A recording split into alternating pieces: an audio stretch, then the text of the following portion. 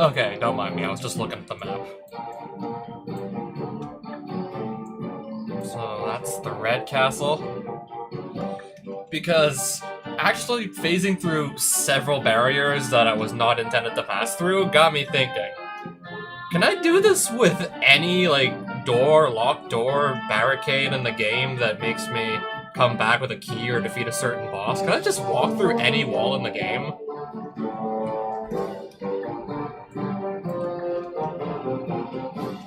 Can I walk past the locked doors that have the Moxen behind them?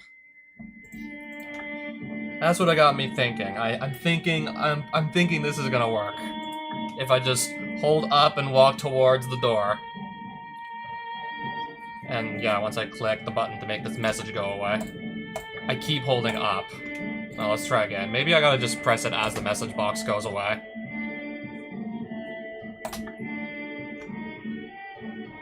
I'll just press up to start walking up as this goes away, and maybe I can click through. Oh my god, it actually worked. You were supposed to only get one of the 5 Moxen from these castles. After you defeat all 5 bosses, you'd use all 5 colored keys on one gate to get the Moxen of your choosing. Turns out we can get all 5. And we theoretically could have had all 5 before beating any of the bosses even.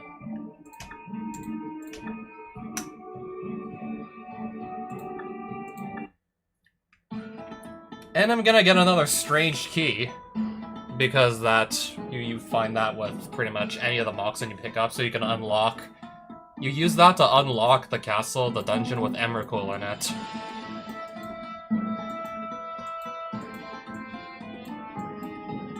Okay, yeah, I think it is very clearly marked on the map as this castle. So I believe I'll have some extra strange keys, and I'll never be able to get them out of my inventory. Alright, so where to next? Does it really matter? What order I get these in? I don't think it does. Yeah, that moment when that clicked in my head. Right before I went to sleep, it just clicked in my head. Oh my god, I think I can also click through the locked doors that have in the castles that just don't let you grab the Moxen. You're supposed to get only one after you do all 5 bosses.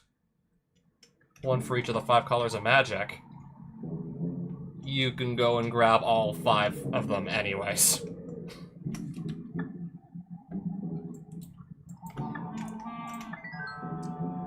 Yeah, I can, and now I will go grab all 5. Also, anything interesting in the cemetery or no? It just looks like a nameless graveyard. So I'm gonna guess not much to write home about. Okay, I forgot that enemies can just spawn out of the ground here.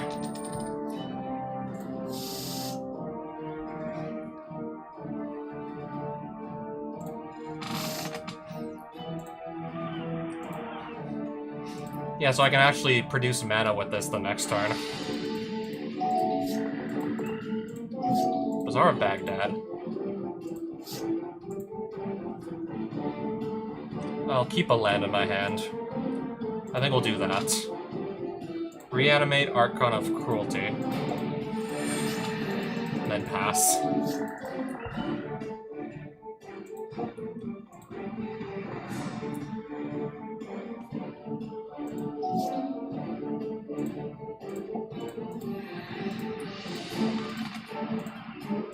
Oh, speaking of Moxen. Because if you, depending on which equipment you give to your character. Yeah, I picked a Bone Splitter axe in my left hand and Aladdin's ring in my right. So I start with these 2 artifacts every game. So I play Mox Opal and then pretty much guaranteed, like 99% of the time, it'll just start making mana. Like, you basically just automatically have Metalcraft. Speaking of which.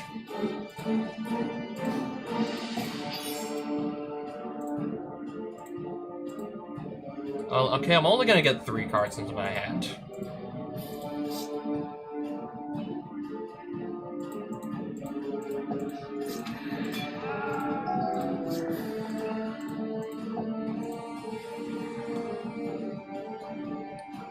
Okay, so sacrifice blood gas, so this came in with a little bit of extra power toughness.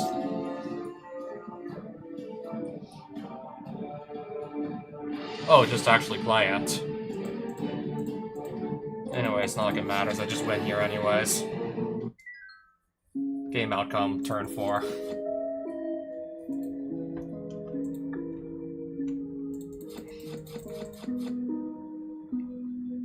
Three damage to target creature for 2 mana, and that's all it does.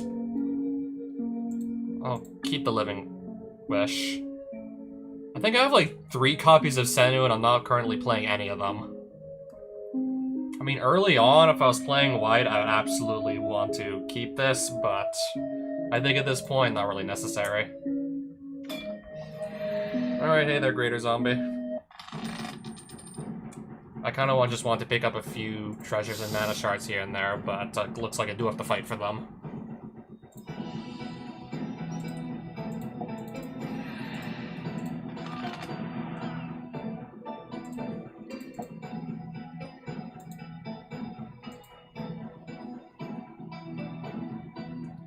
I don't know, I kind of want to go back to like drawing 2 cards every turn, so we'll do the 2-headed Hellkite.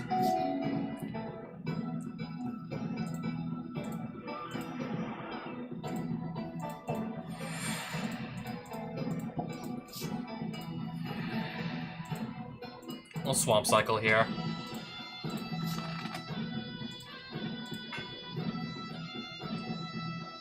And then I'll just pass. Alright, so apparently I have more lands than he does right now.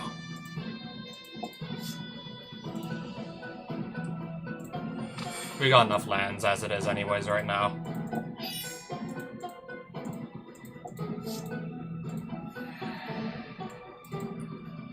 I'll just pass. Okay, that's fine. Entomb. Reanimate. Make him sacrifice his creature. I'll draw 2 more cards. And then I'll pass. I'll just force him to sacrifice it before he even gets the block. Actually, no, like, the attack trigger from this is that's just gonna kill him. He's just gonna lose 3 life, which he doesn't even have to lose. Just gonna kill him that way. Okay, that's nice. Cabal Coffers.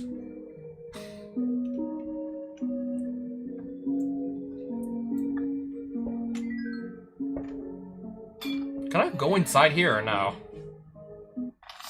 Can I go inside that tomb? I think I can.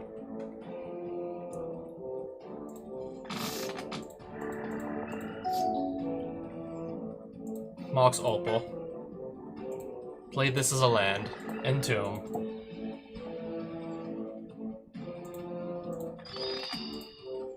Reanimate. Turn 1. 2-headed Hellkite. Pass. Creatures of the chosen type have fear. They can't be blocked except by artifact creatures and/or black creatures. Well, I have plenty of black creatures that I can just bring back, so that won't be a problem. Or better yet, just because all my creatures are going to be much bigger than his, most likely, with what I'm doing. My creatures are just better.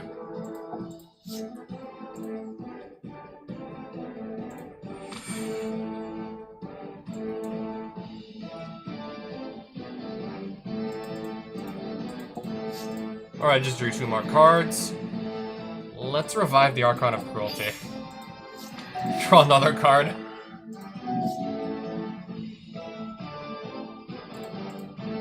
Okay, the game's actually just over here. Lose 3 life from this attacking, then I do 10 damage. Yeah, the game's over.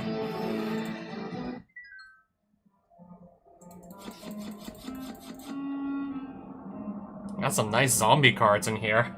And also a demon. I mean, these definitely would have been some really nice opponents to farm if, say, I want to actually build a zombie deck. Farming these zombies would definitely be a good way to go about it.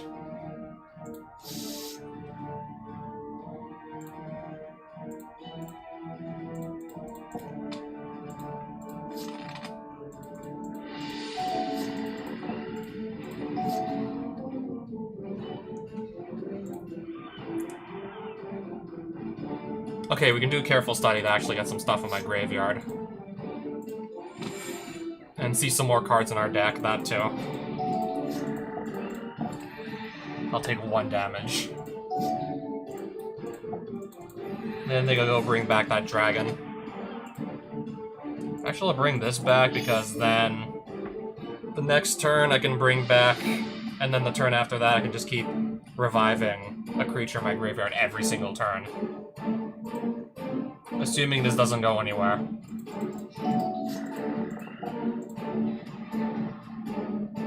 Okay, 2/2 with Fear.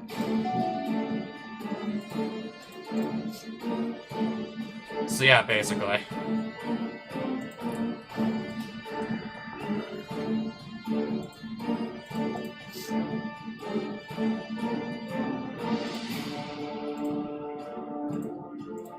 And then I will just Swamp Cycle. I'll also shuffle my deck. Those other 2 cards, I won't see them again. This doesn't have reach or anything. He can't block.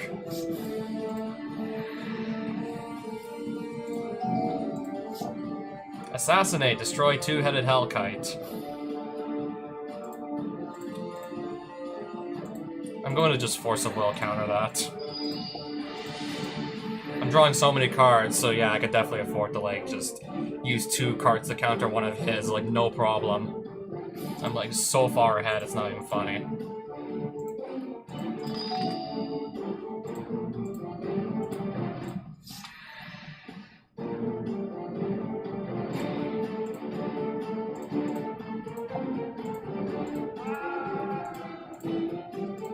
Right now, just make it have, like, basically, like, almost no land left.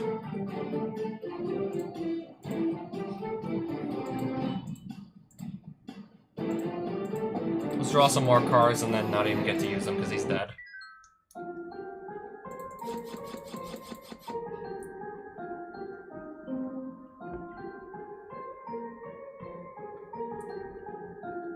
Three Scavenging Ghouls! And they're all the 30th anniversary edition printing for some reason. Okay, so I'm able to go. I'm able to go in here, as a matter of fact. I guess I will poke around. I guess we'll poke around for a bit down here.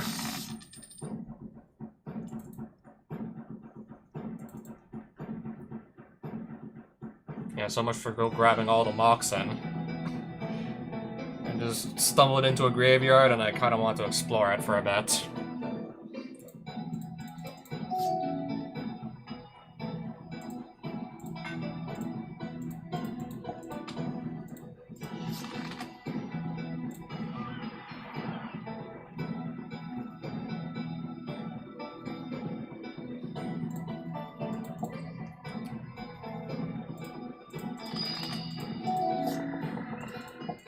Okay, I'll take 2 damage from the Manland here, it's fine. Yeah, it's definitely fine.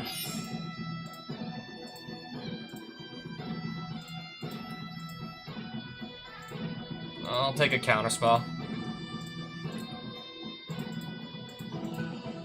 They're both the same card anyways. Scalding Tarn.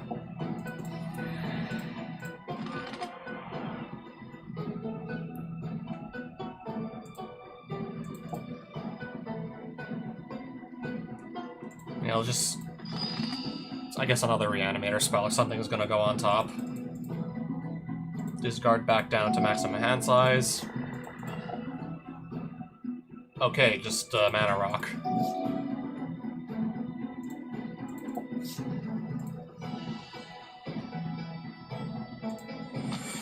I'll just play that as a land. Reanimate. 2-headed Hellkite. Attack with both.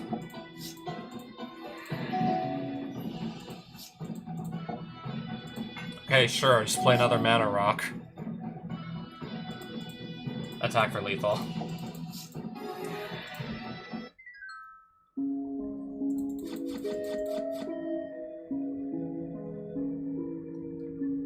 This looks like it's something from Fallout, but it could be wrong.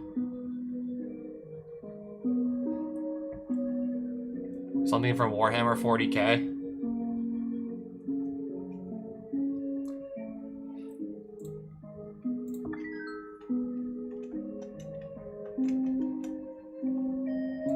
what's in here.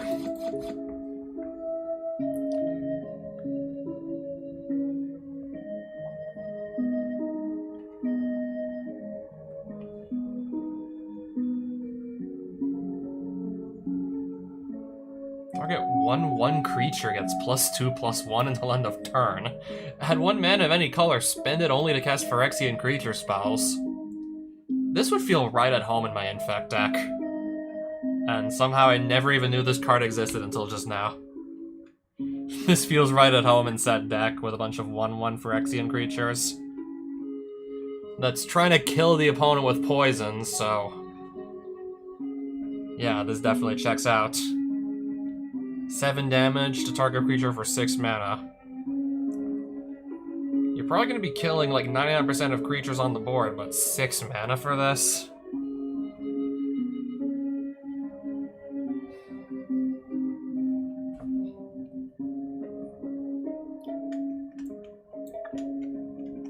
Who's paying 6 mana for that? I didn't even see there was a skeleton there. There probably won't be a skeleton here for much longer, let's be real. Yeah, I don't think it's gonna be here for much longer.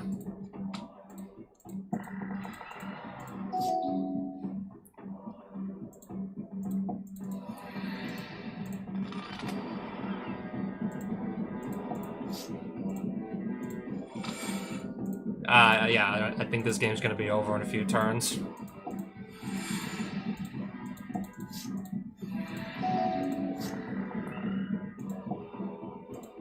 I'll take 1 damage.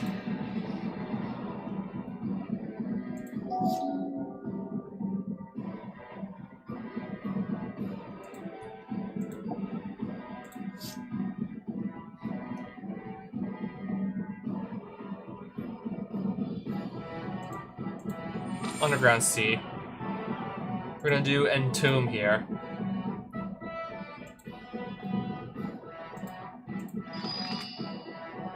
I need just 1 more mana.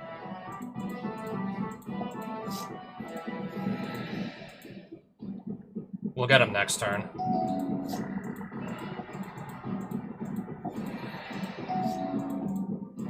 None of these creatures fly, I believe. Turn 3.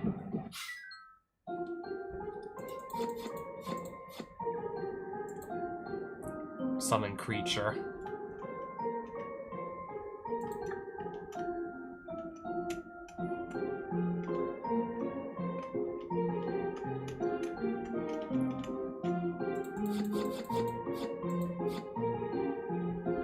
Not bad. Not bad at all.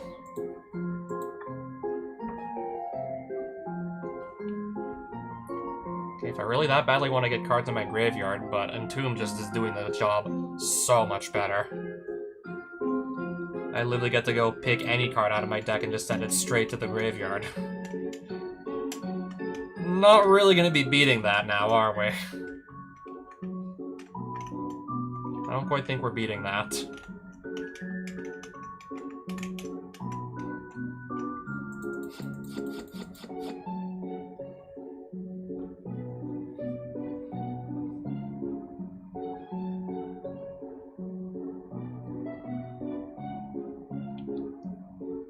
It's an, run away. Oh, Fires of Invention. Still probably gonna sell it, though. I guess I'll just leave now. Yeah, that graveyard wasn't even exactly where I was planning to go. It just so happened to be on the way to this Black Castle again.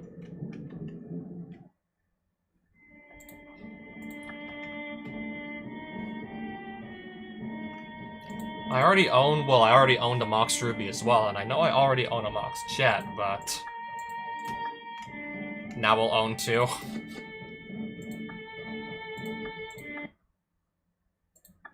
Except now we got 2. And I know I own the Mox Emerald. That was the one that I actually grabbed fair and square. So I know I have that. Okay, the White Castle is just a little bit north of New Avalon. Long story short, that means I'm like really, really close.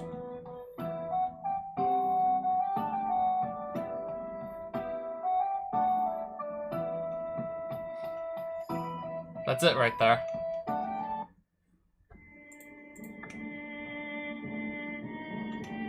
I would try to clip through this gate if it was actually still there. And if I had to guess, I'd probably be able to walk through just fine. Doing what I'm doing right now, I'd probably be able to walk through it just fine. Teleport to... I gotta get back to the world map first and then do that. Teleport. Are we using the blue or the black rune? No, we're definitely using the blue one. No, we're in the islands.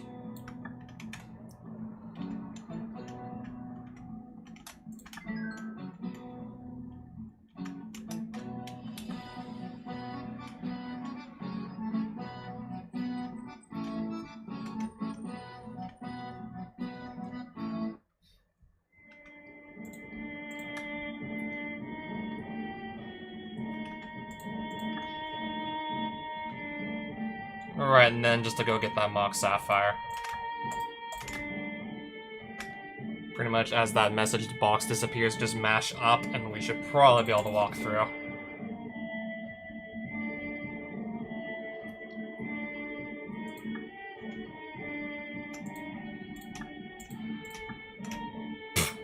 Not even that much harder to just walk back through the gate.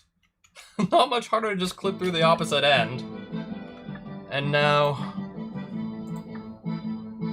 I'm the proud owner of 2 Mox Jet. If I want to run 2, I think the game will let me.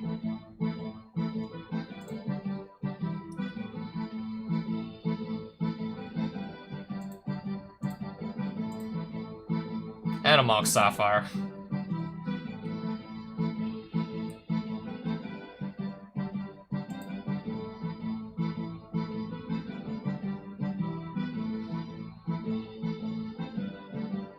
I still have that second Polluted Delta and I never threw it into the deck, so I think I should just do that now, too.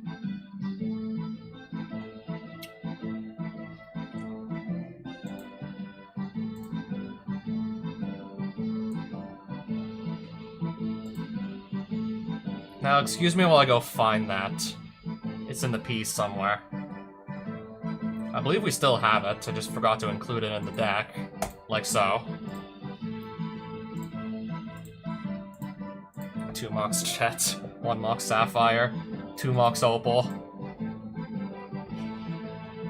Yeah, we kind of stopped playing Fair Magic a while ago. Let's be real. Yeah, this hasn't been, like, Fair Magic for a while now. Spell Pierce isn't really, like, doing anything, so I'll just remove it. Hasn't really been doing, I don't know, anything for me, as a matter of fact.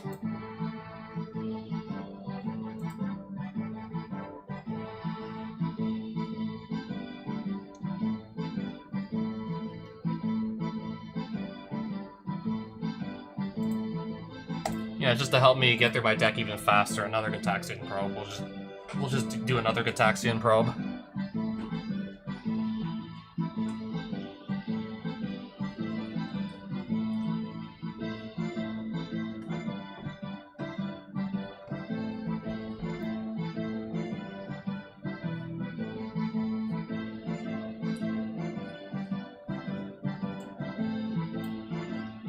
Do I need that many creatures on my deck? I have like 10, I don't think I need like 10 Reanimator targets in my deck, but it's always nice to have like plenty. 4 of which can just easily discard themselves to the graveyard, so I don't have to like do any additional setup. These 4 can easily just put themselves in your graveyard with their own ability.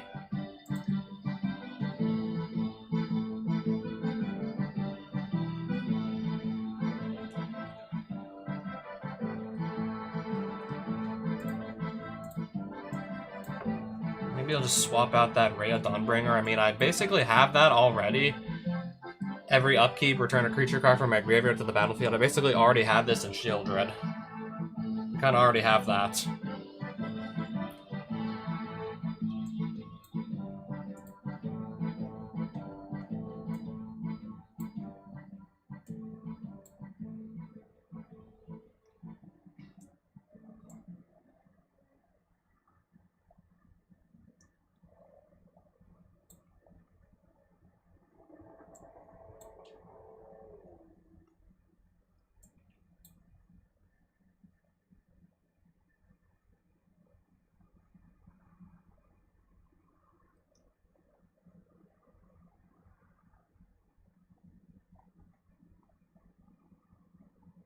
Don't mind me, just looking to see what else I have lying around in here.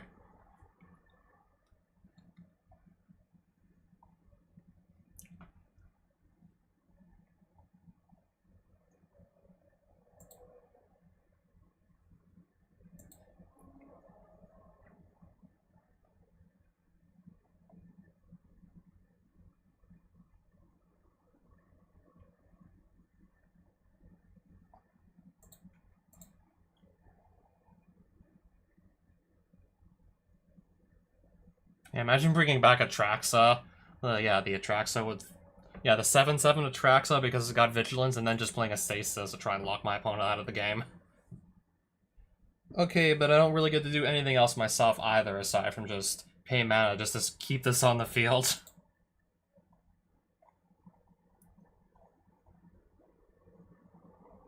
I think the much simpler solution would probably just be to, like, go for another, like, Mystical Tutor or Gitaxian Probe. I'll just go with the Gitaxian Probe. You know, with my absurdly high starting life total, paying 2 life just to play this for 0 and then draw a card.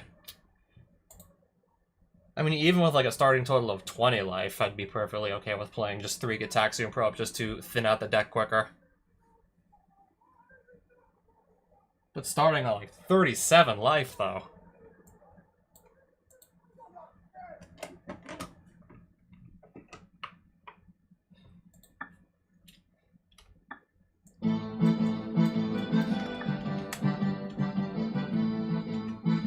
I'm not really gonna say no to that now, am I?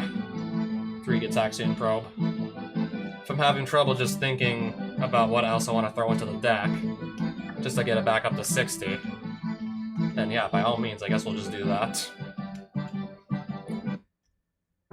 Okay, I feel like I've already been to that nest, as it was called. I take it we've already visited that. Oasis, it doesn't look like I've been inside yet, but I could be wrong. Merfolk Pool. Who's this guy in the middle here? I have no idea. Alright, some more treasure. Woe's Pathfinder. Am I reading that right? I guess I am.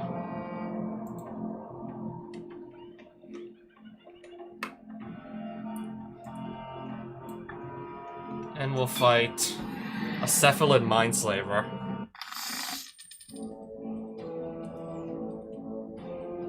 Or if I just find a Reanimator spell, then then we're off to the races.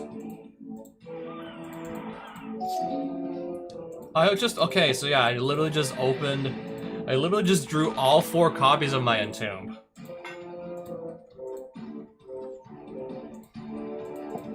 I guess we'll play one of them to start.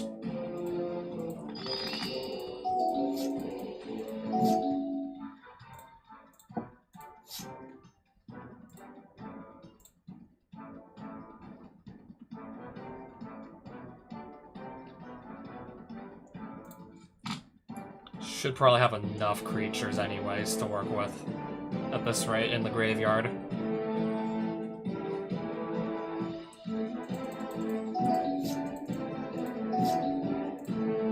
Alright, we'll just be able to have more mana coming in. So let's brainstorm, see what I find. Not exactly what I was looking for.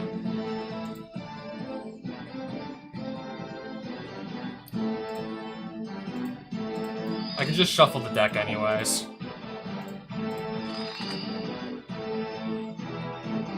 We'll actually do a draw 2, discard 3.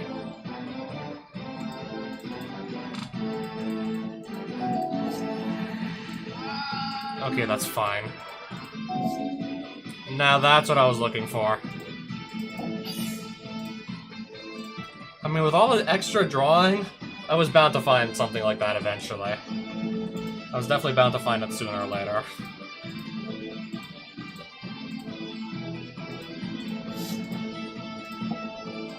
Only a matter of time before I just found it.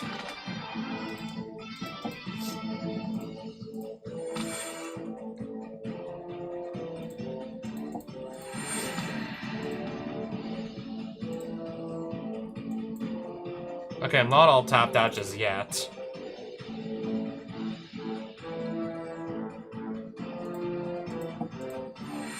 guess we don't want to attack this turn. Next turn, though.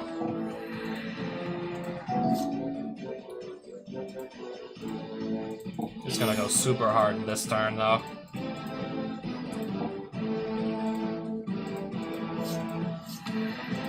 Oh, he's dead.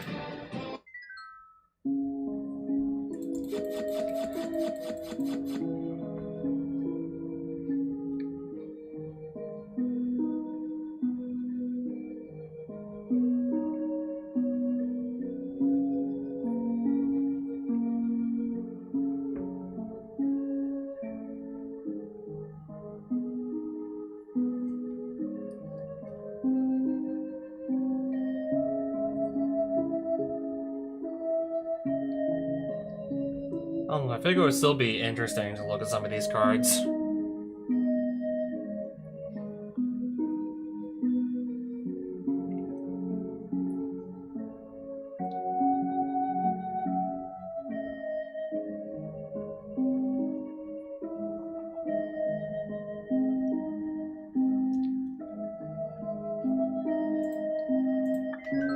$27 shards.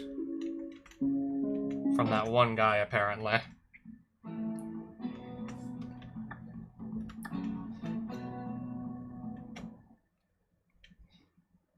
Pirate Fort. How big are we talking about here?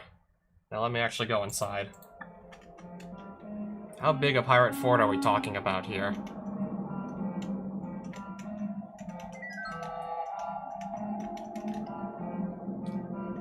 We're just gonna go across that bridge. What does this do? Okay, apparently not a whole lot. Not that much.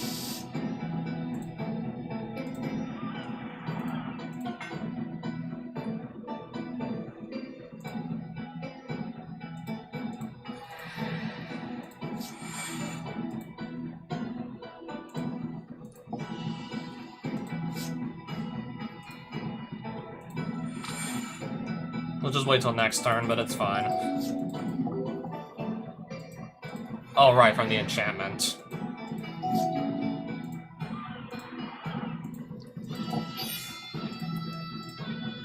I'm gonna get to add 6 cards here.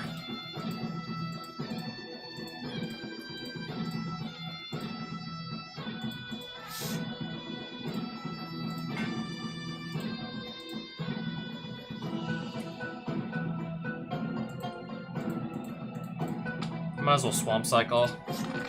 Reanimate something.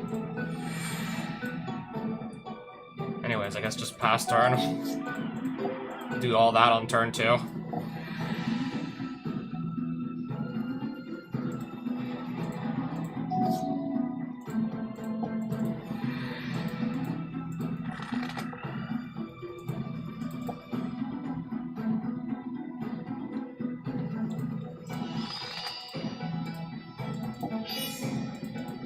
Attack with everybody here. I think it's enough to just kill him.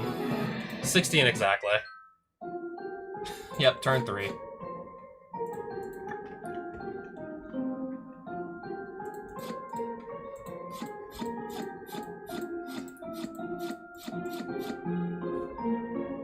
I already have, like, I think at least, like, 4 duress just lying around, so I shouldn't need another one.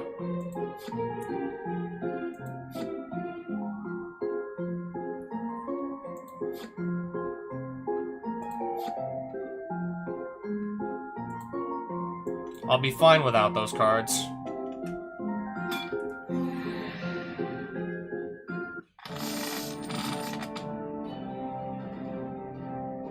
Okay, that's gonna go... Okay, that makes this quite a bit better. This plus the Coastal Piracy, so those little tokens that are gonna come down are also gonna just let him draw cards.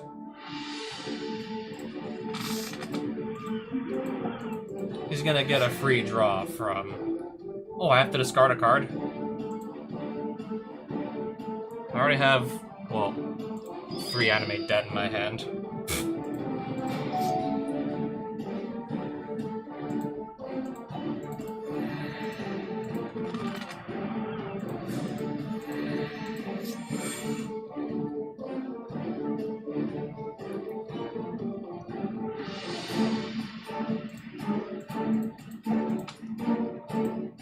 Well, now I get another land to my name.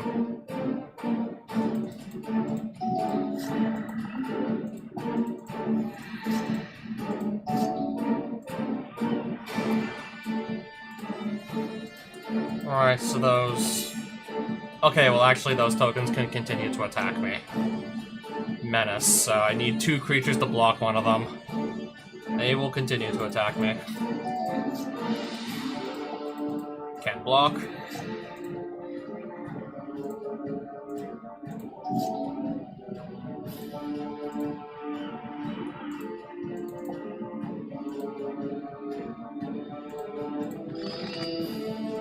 Okay, now let's animate dead this.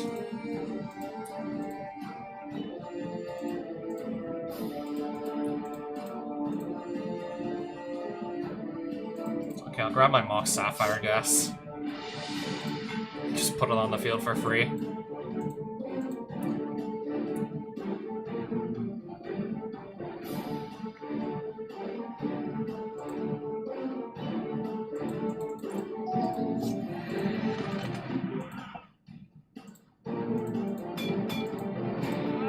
Alright, let's gain some life, because why not?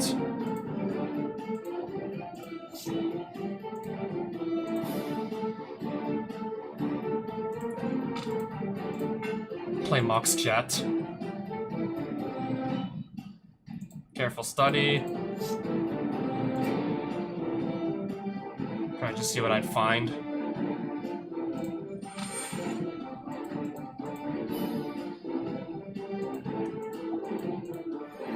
Attack for, yeah.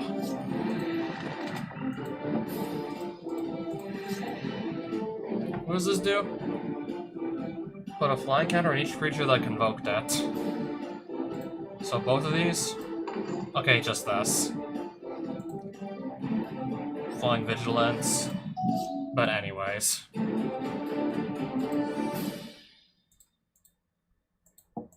I'm forcing a block here, for sure.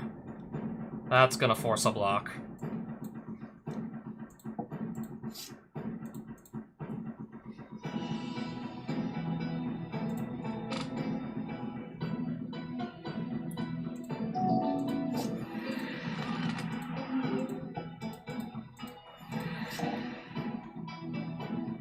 Each player loses a third of their life rounded up. I still have 31 points of life. So I got nothing to worry about. Oh, perfect.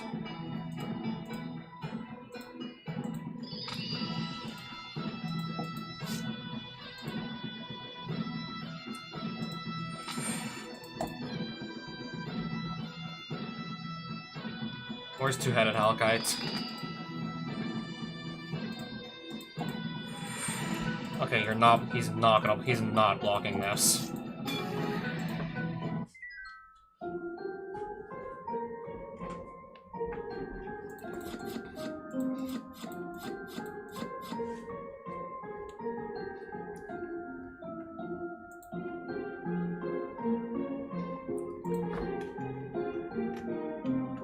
I'm guessing I can't get on any of these boats or anything, right?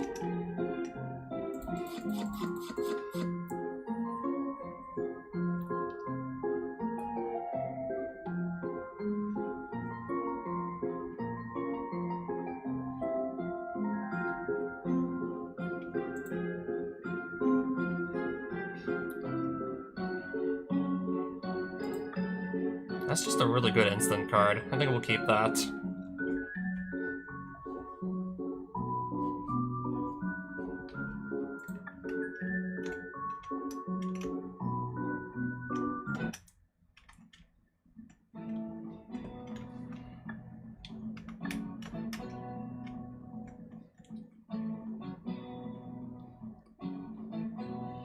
Okay, just a little tiny blue tower.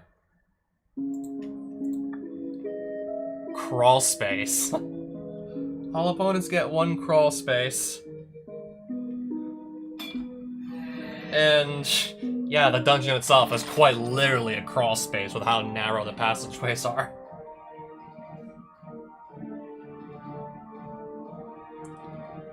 This should not be a problem. I'm just usually putting out, like, a couple of really big creatures, so this is gonna be a non-issue. Not a problem.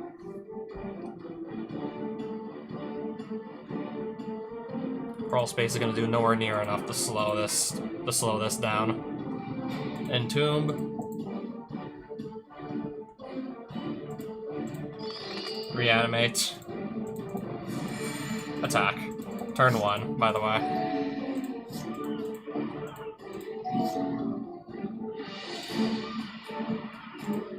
Oh, I have a Bone Splitter still just sitting around, so I can just equip this with the Bone Splitter.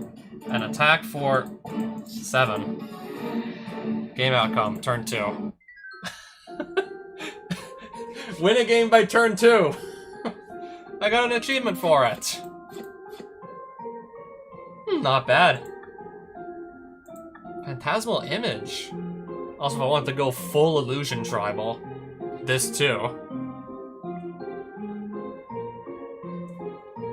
Illusion creatures, yeah, a bunch of the ones they printed around this era. I think the Phantasmal... Okay, the bear was also like Magic 2012, and so was the dragon. Creatures with just like better than average stat lines, but with the drawback, if like any spell or ability targets them, they just instantly get sacrificed. Not if they also have hexproof.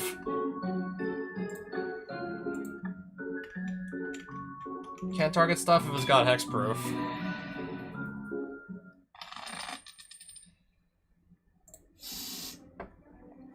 Okay, so we got Mox Sapphire, Mox Opal, Bazaar of Baghdad, Animate Dead. We got a lot going on here.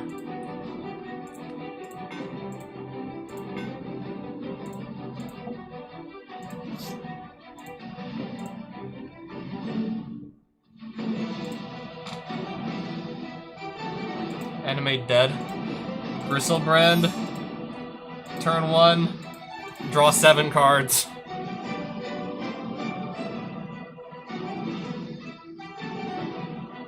I can do it again.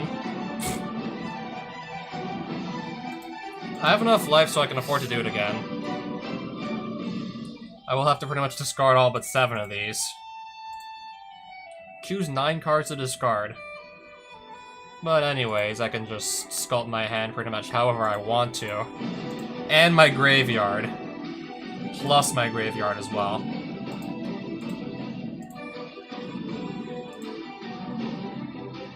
How many cards have I picked to discard so far?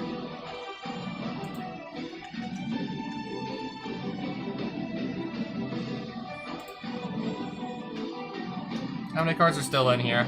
2, 3, 4, 5, 6, 7, 8, 9, 10. Do I still have to pick? I still have to pick like 4 more, don't I?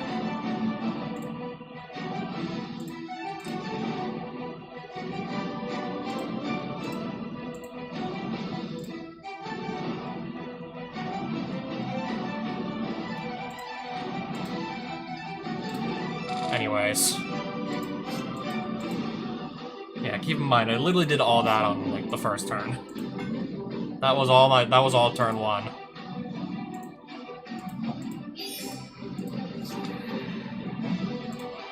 Okay, there's another land. I guess if I even need that right now. Discard. Discard. Discard.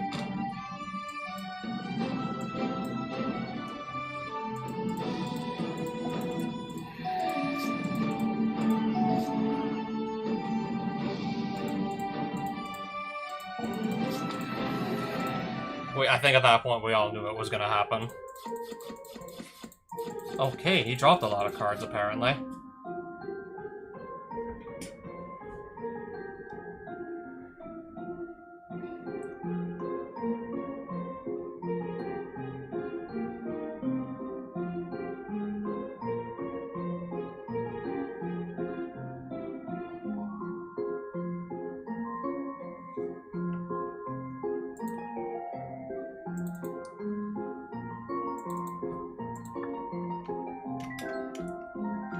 Okay, that is a Simbag out.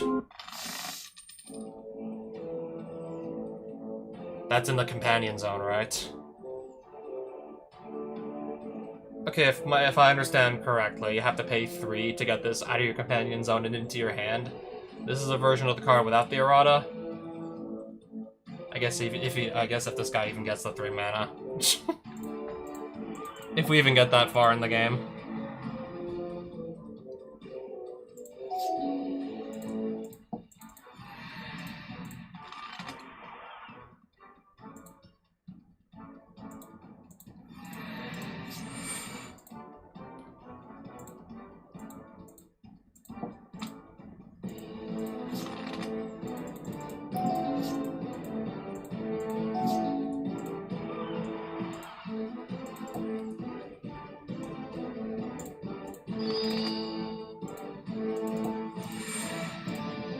Did I forget to attack?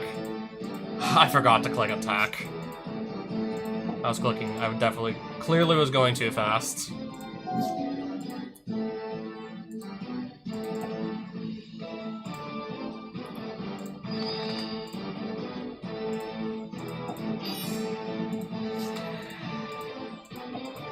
I'll definitely hit him this time.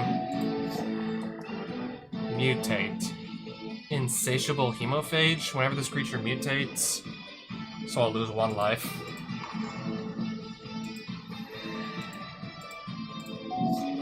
So that's a 4/4 now. Doesn't fly, so it's like none of that matters because it doesn't even fly.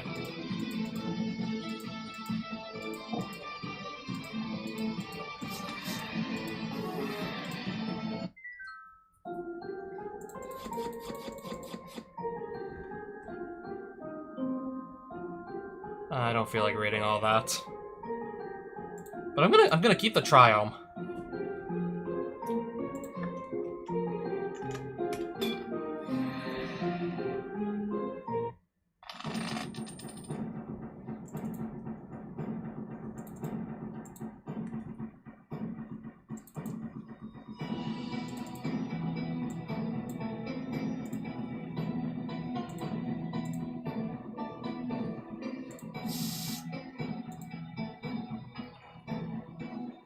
Absolutely gonna play this hand.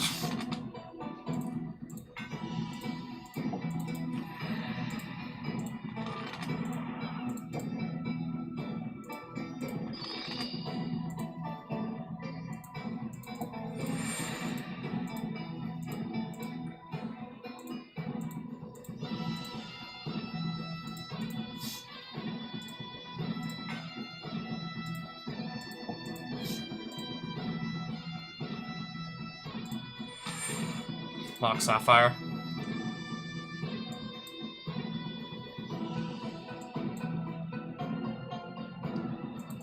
I'll just pass for now. Turn 2, I can go bring back the Hellkite.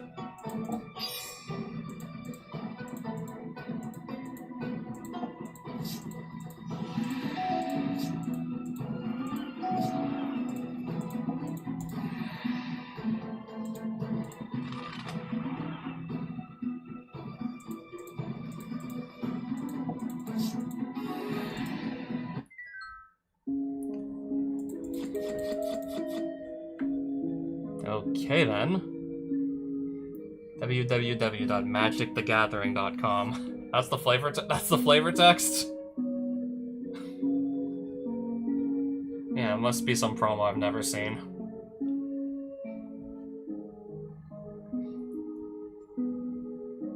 I don't recognize this card either.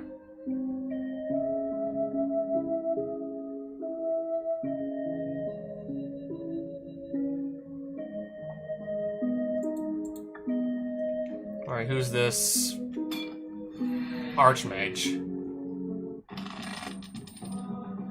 Ensnaring Bridge? Creatures with power greater than the number of cards in your hand can't attack. That could be a real nuisance. I kind of need to attack to be able to win, and I'm just playing a bunch of big creatures, so that could be a real nuisance. Not be able to attack could be a problem.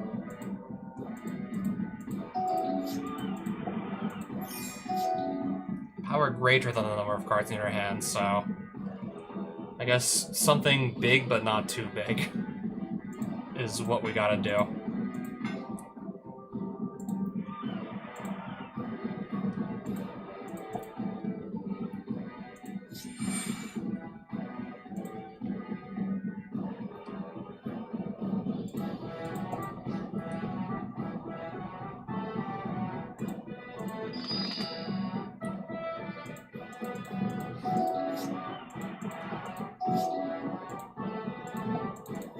Okay, never thought I'd actually be happy to say that Animate Dead is going to make my creature actually lose power.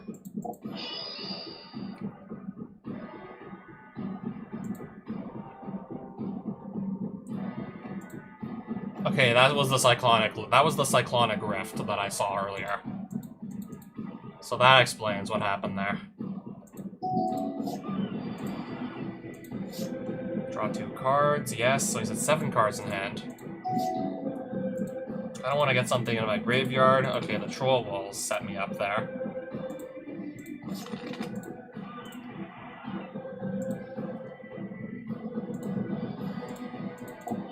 Maybe we can start beating him over the head with this, maybe. 6 cards in hand. I have... well, this is only 5 power, so it should be able to attack.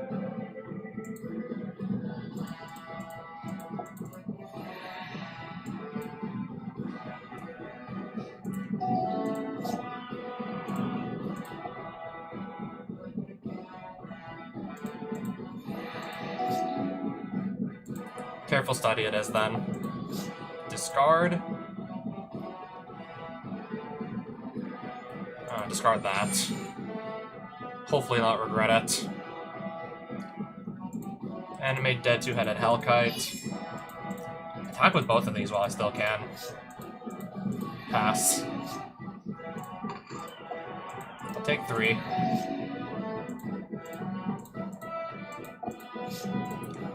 I'll knock him down to 1.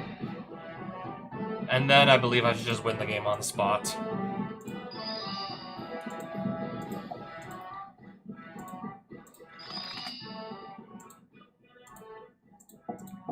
Counterspell target reanimate. I will just cast another one. When I'm drawing like 2-3 cards a turn, it's like, what do you expect? I'm not gonna run out of gas. Of course I'm not gonna run out of gas. It's like, what do you expect?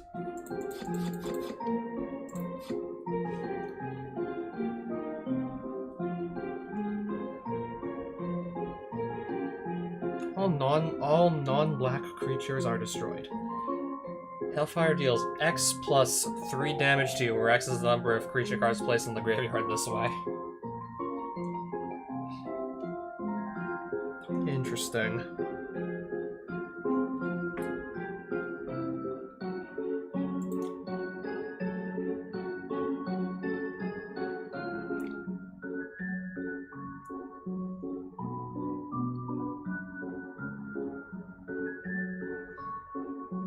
I'll probably just sell them all those cards anyways. Okay, I take it we can't actually go in here. No, it doesn't look like it.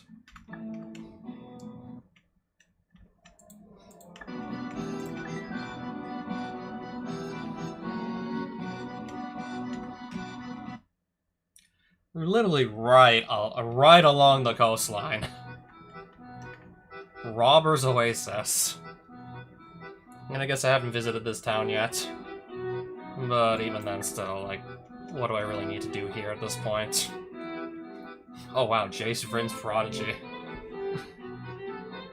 I don't really think people play it anymore, though. I know this was like a big money card in Standard back when this was Standard legal. Oh yeah, by the way, 2-mana Planeswalker. Technically speaking. 2-mana creature that can become a Planeswalker.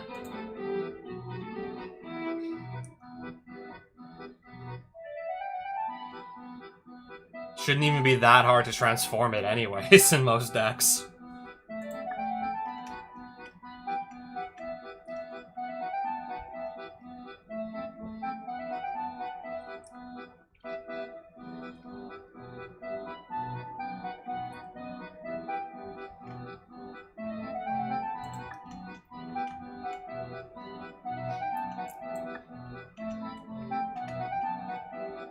Ancient Archives. So this looks like a bunch of older booster packs again. I got Homelands here, but what are we trying to open out of Homelands? I just bought it anyways because I thought it would be funny. What's there that you really want to try and open out of Homelands? Legends has stuff like Moat, the Tabernacle, Mana Drain, and just the legendary creatures, just the legends. All the legends. No, really. Let's see if I can maybe get that Mana Drain. I guess at this point it would just be nice to have.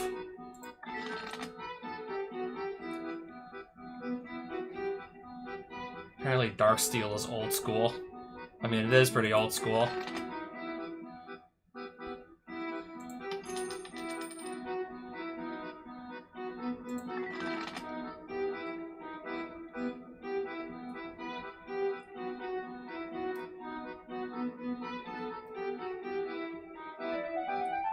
Champions of Kamigawa, because it might have that Sensei's Divining Top. That, again, I don't think I'll need it anyways that badly. Considering just how many other, like, busted cards I have in my collection.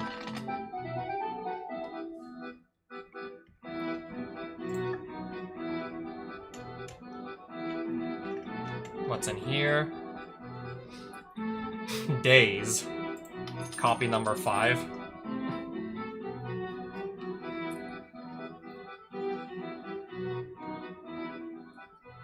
Anime Spell Stutter Sprite. What else do they have here if I just hit, like, get new cards with 3 mana shards?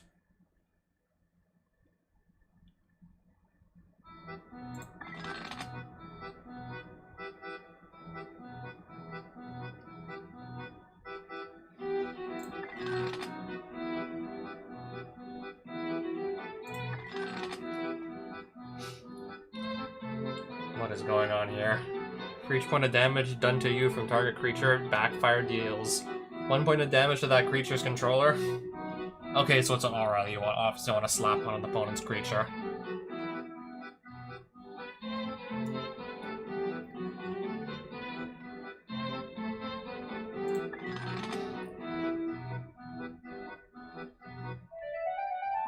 Oh hey, it's a floodgate.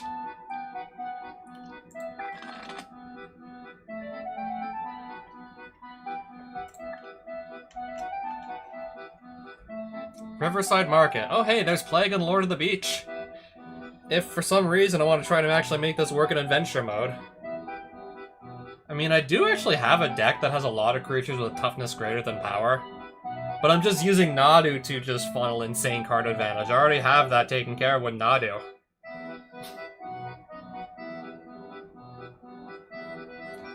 I can already get a boatload of cards from Nadu. I don't really need Plague on helping me out. Still gonna buy the card regardless if I change my mind. Yeah, Stoneforge Mystic has greater toughness than it does power. So does Noble Hierarch if I want to play that in multiple copies. Nadu also.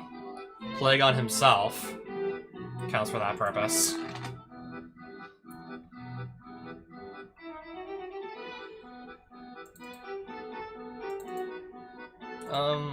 Actually...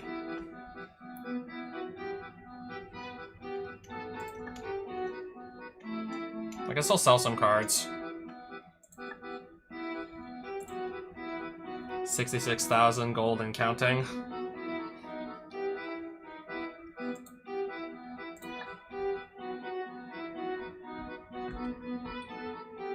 I might just run around and see like what kind of booster drafts they have. I mean, it should be more of a challenge than just literally just do like the Dimir Reanimator shenanigans over and over. It'll probably definitely be more interesting than just the same thing over and over again at this point.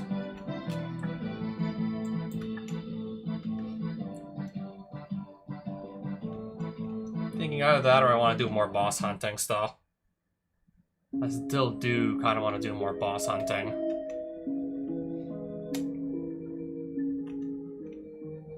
There's just a bunch of treasure at the top of this area.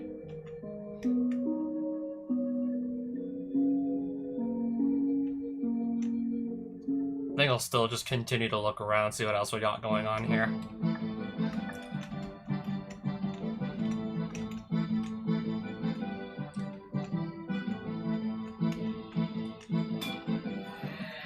Now we're gonna fight this Geist, because he insists.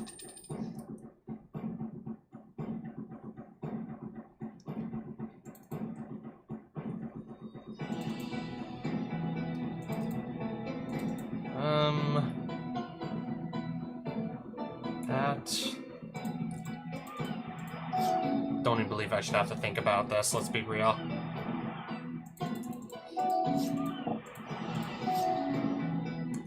Now I can start setting up my graveyard.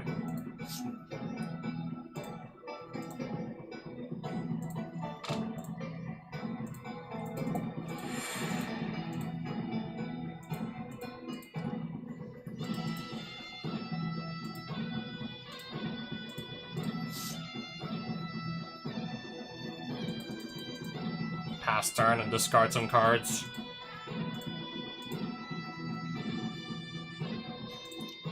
Okay, let's discard the big creature that I want in my graveyard anyways. Each player mills 5 cards. Okay.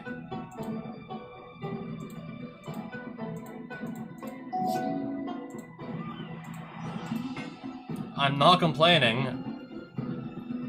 I'm definitely not complaining here.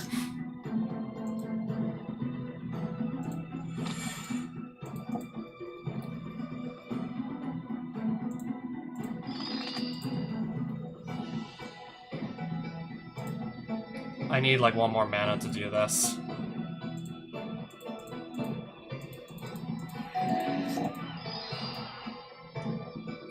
I didn't even look to see what he just cast.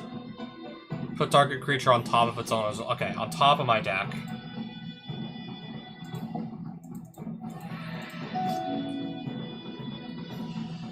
On top of my deck? I didn't draw it though, I drew something else instead.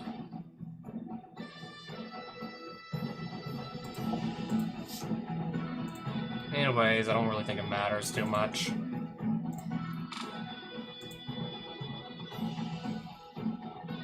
I got something else to just... Or do they target Animate Dead with the Griptide, if you can target a non-creature card? Okay, never mind. Had to target the creature. So I don't know why Atraxa wasn't on top of my deck, but anyways. I don't believe this changes anything. So the spirits do fly. So that checks out.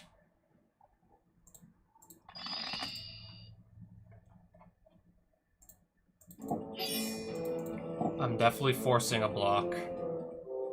Tap up to 2 target creatures. They don't untap during the next untap step. Okay, so I'm not attacking at all. Still gonna have to sacrifice a creature, which is fine. I bring something back for free.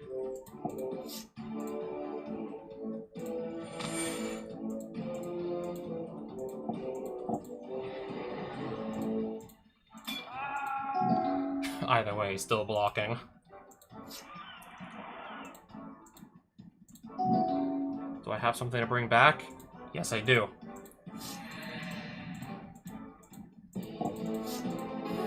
Got him. I knew I would.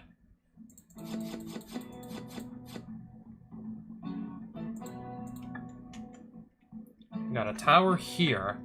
Probably another similar sort of tower up there, too. Or just dungeon/structure in general to go explore.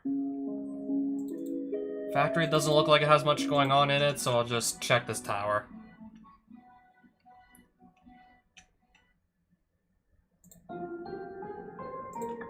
Doesn't look like there's too much special going on in here either, so I'll just leave that too.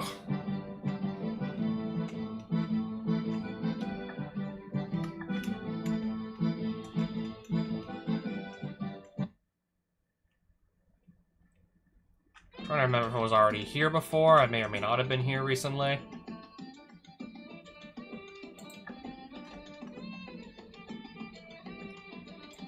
Not sure if I've been to this town, but definitely not... Did not visit this stream, I'm pretty sure.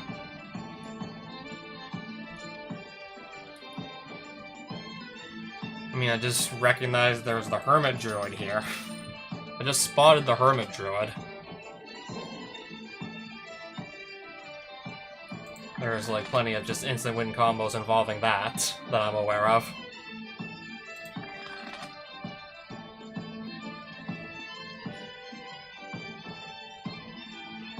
When enters or attacks, draw 2 cards and discard a card. Not bad, actually.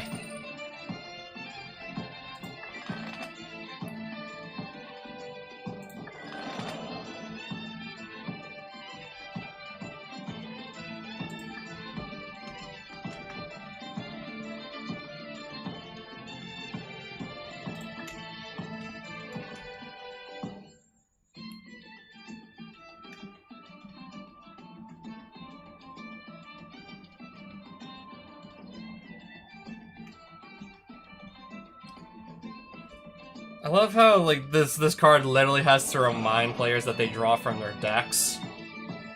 This has to be from, like, one of the starter sets. Starter 1999 or Portal or something. This has to be, like, a starter set card. You draw from your deck. If it needs that reminder text, like, they dumb this down for, like, absolute beginners. Clearly, they targeted absolute beginners who have never seen a Magic card before with Portal and the like, with those starter sets. Reminder, you draw from your deck.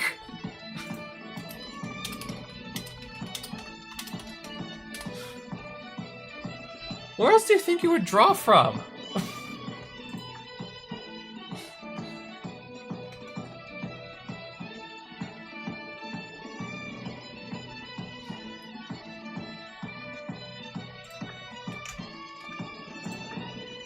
Yeah, I didn't really have that much to sell because I pretty recently already sold a bunch of cards anyways.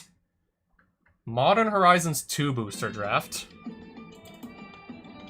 I may do one of these just for the hell of it. I have a gold challenge coin I can spend. Or I can just spend 3,000 gold because I'm still swimming in money.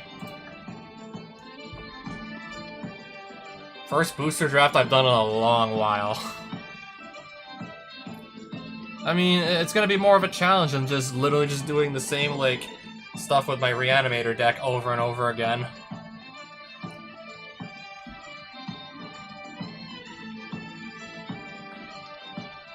I mean, early on, I was, like, a lot more eager to do these drafts when, like, say, I didn't have, like, any good cards to my name.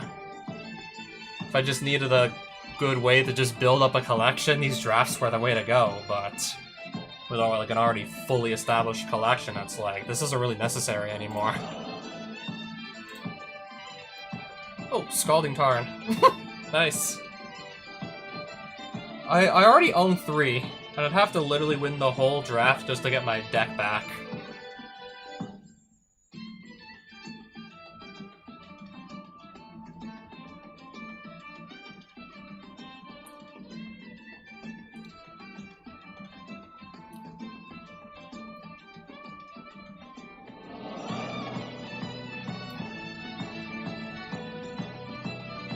Sacrifice a permanent.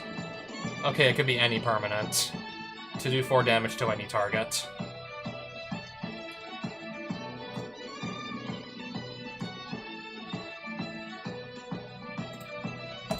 I'll just take the Prismatic Ending. Dragon's Rage Chandler, nice.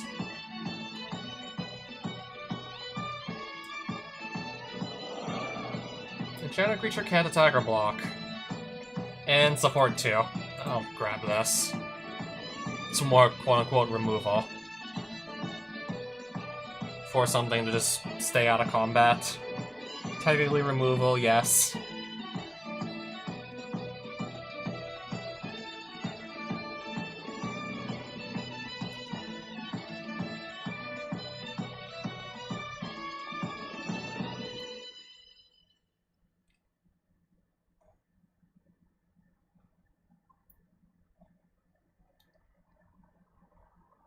I'm just looking for a halfway decent creature to take from my deck.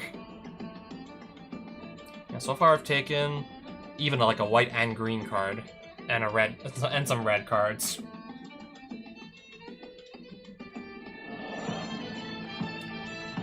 Here's lifelink, sure.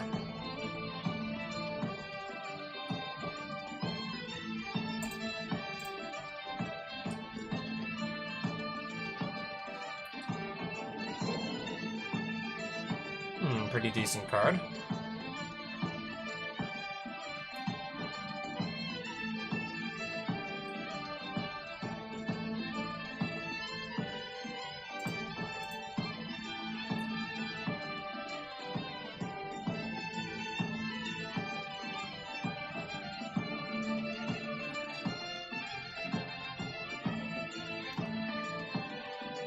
Seven mana. Orca cast it for 4. With the evoke cost.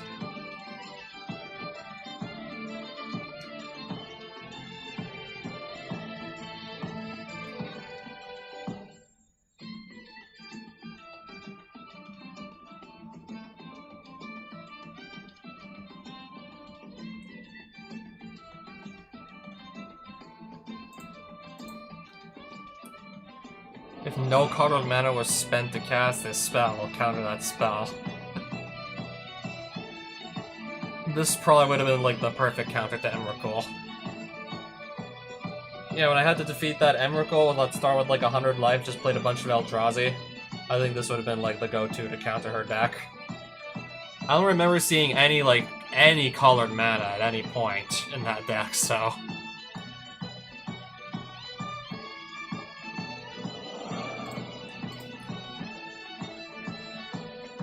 Alright, literally just leaving me with all the blue and the black cards. Except I haven't really pivoted towards those colors at all.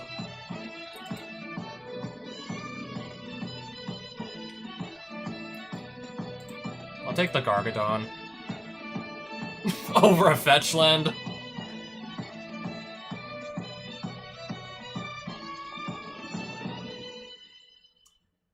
Really just goes to show you just how, like, absolutely cracked my collection is.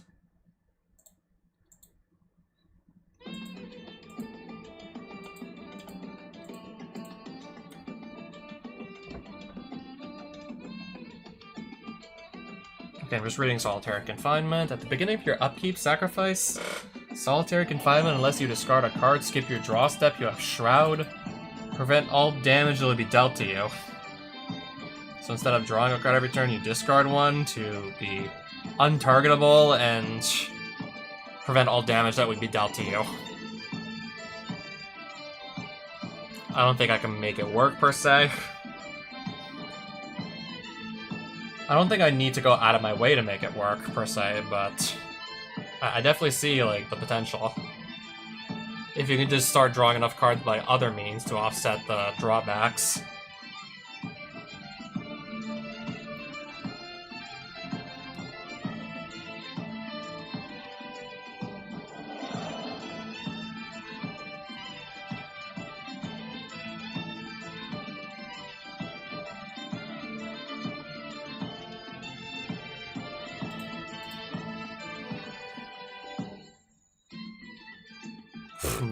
No, 5 mana for this, though.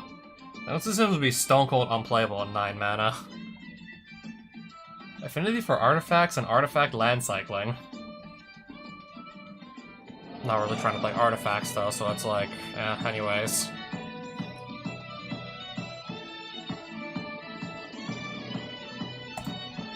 I'll take this artifact dog with modular and menace. I'll take this... unless there's something else I want to take out of this pack. No, I'll take this Flying Dragon. Also modular. I don't even know if I want to read all that.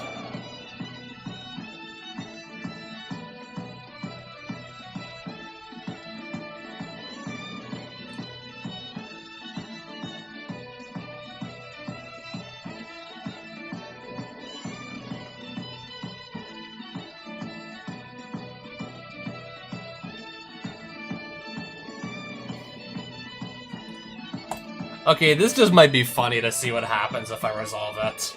Shuffle all my permanents back into my deck and reveal that many from the top of my library, and then put those onto the battlefield. Okay, I can put my lands back into my deck, and then, I don't know, just end up with more lands on the battlefield.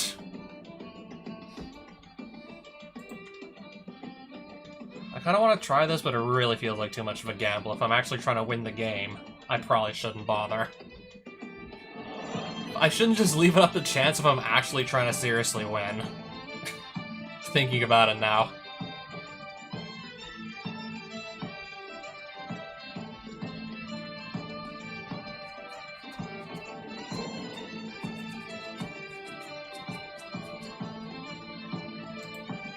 I think we'll take this.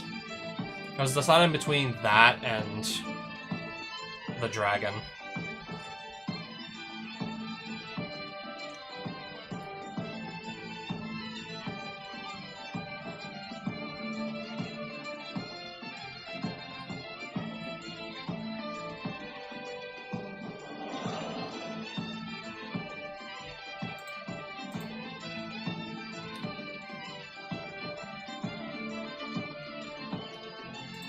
I'll grab another of these, I suppose.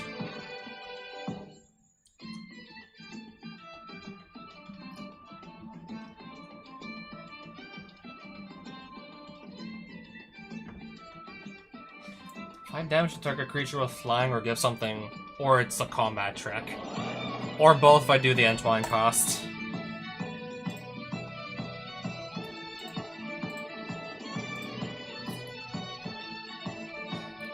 They literally just passed me back Solitary Confinement, so I guess it's not really worth taking, huh?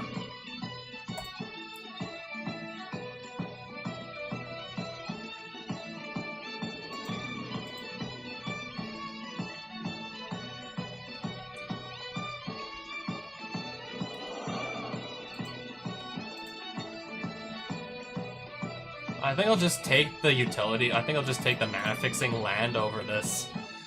Randomly put a bunch of cards onto the battlefield. Shuffle all your permanents back, then put the same number onto the battlefield.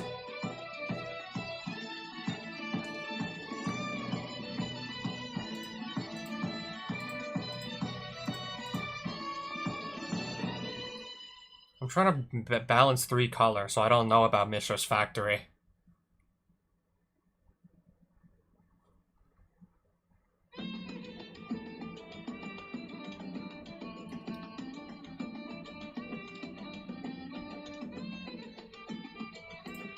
I think I'll take that. Flametongue Yearling. Okay, by itself it's going to be able to do 2 damage to target creature.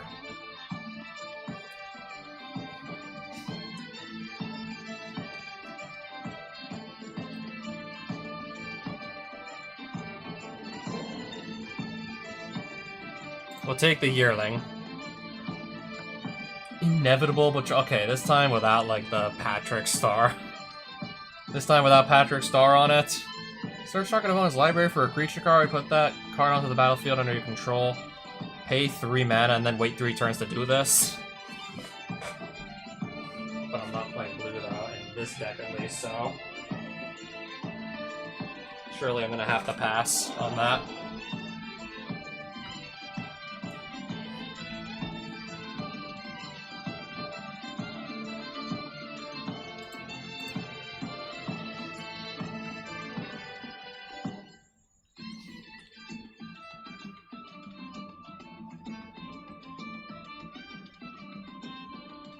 Whenever this creature blocks or becomes blocked, it gets +2/+2 until end of turn. So it's basically 2 mana, like, if something blocks it or it blocks, if it gets into combat it becomes a 4/4. Okay, we'll take it.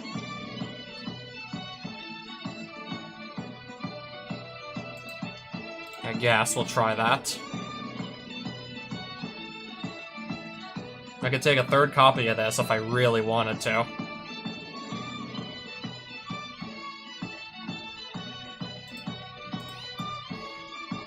Garth One-Eye.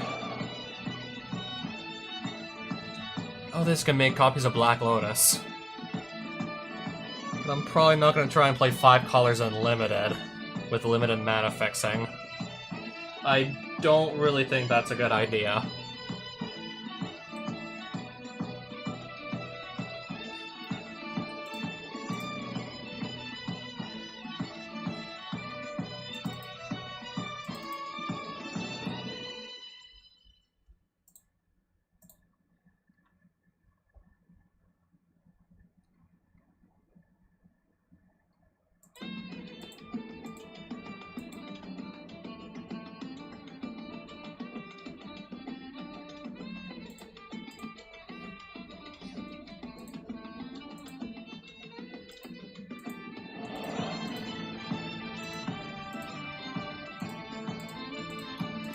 Now I'll have to build my deck.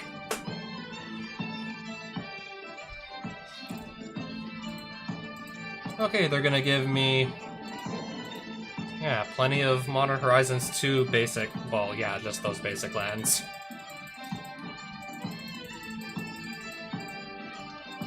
Can I take, like, I think I can take as many as I want.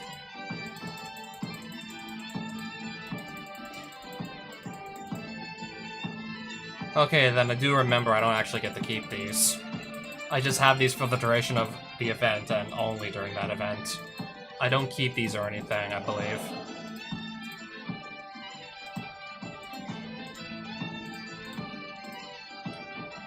And now, if you'll excuse me, I actually have to sort out my deck.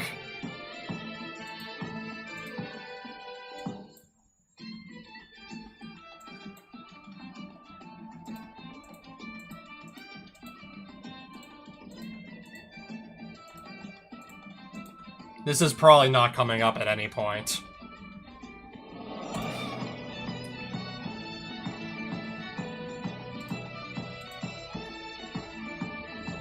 Okay, we typically want to play like 17 lands or something. In a 40 card deck, it's, yeah, usually you want to play 17 lands, so...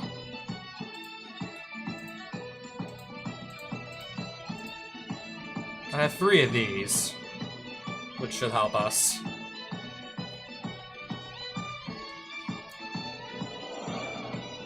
Yeah, that's our 17 lands. Now I gotta get this down to 40 cards. And I can assure you I don't need this many damn creatures.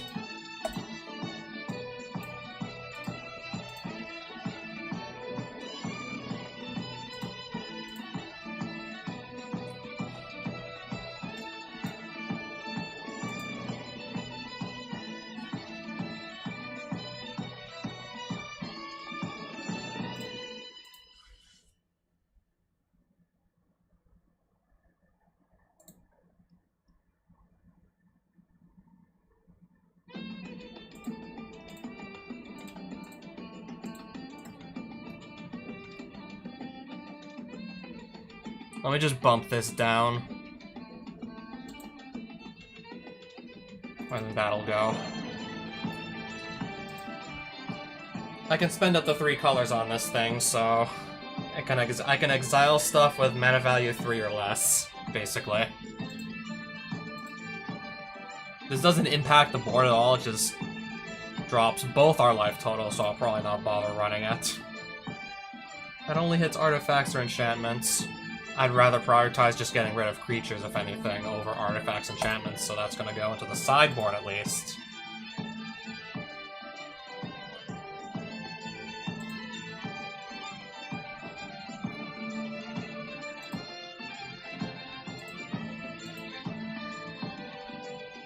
Shuffle my graveyard into my library? I don't think I need to do that too badly.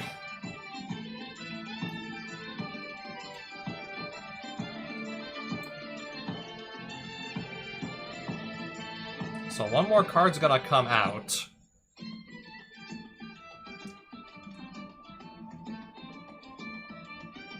Question is, which one?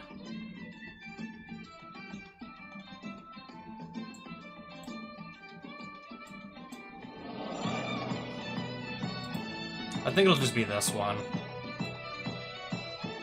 I think this looks like a reasonable enough mana curve. I think that mana curve looks okay for a limited deck. But yeah, now let's see. Let's see if I'm right about that or not.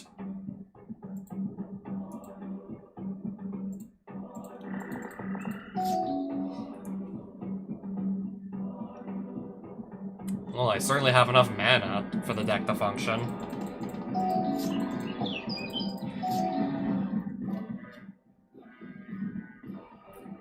Okay, discard a card to give it lifelink.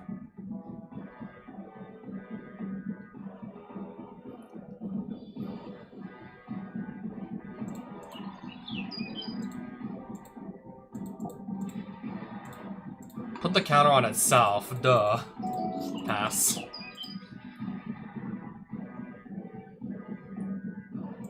Okay.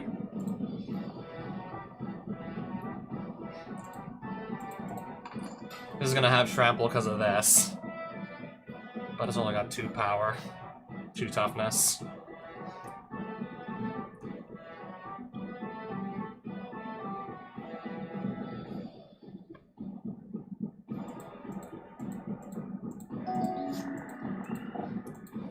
Another of these T-Zerus Chargers.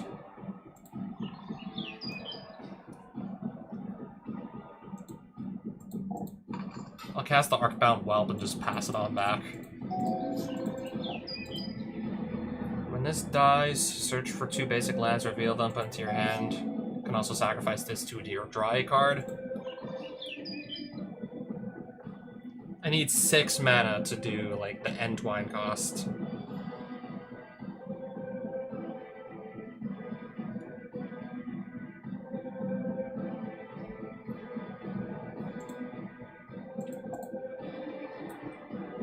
Have a bunch of permanents with counters on them, so if this gets damaged, I can proliferate.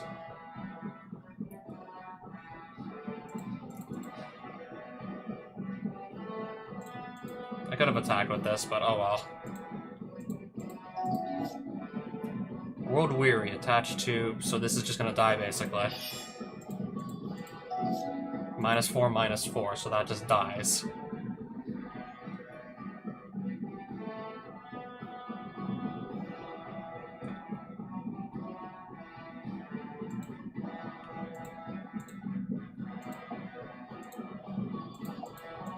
Let's make it 3 damage.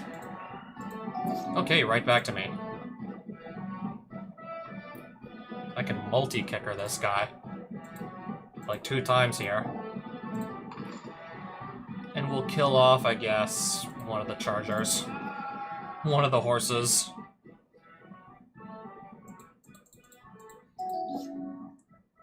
-3, -3. Anyways.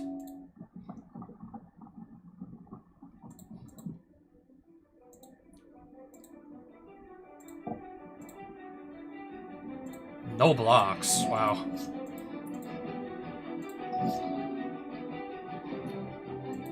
Let's do this again now, shall we? Again, no blocks.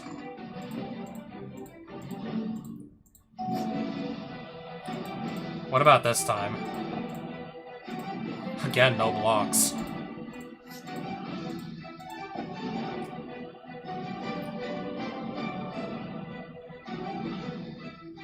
Well, that's guaranteed to kill something as it enters.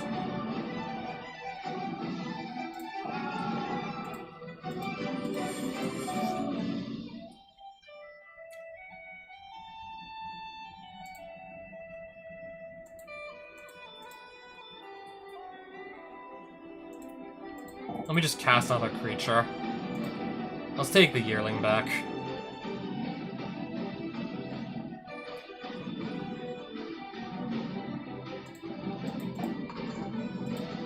I'll cast this.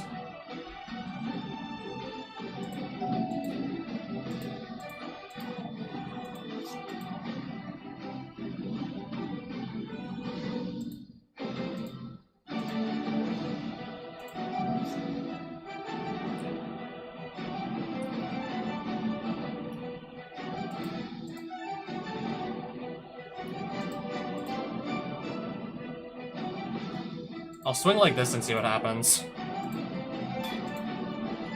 Choose optional cost and Twine. I want to do both. Up to 2 target creatures, right?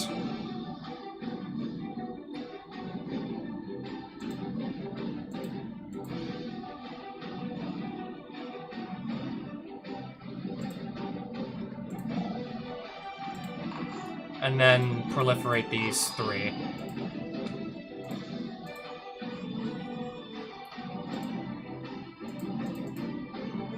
Alright, this is gonna survive combat, it looks like.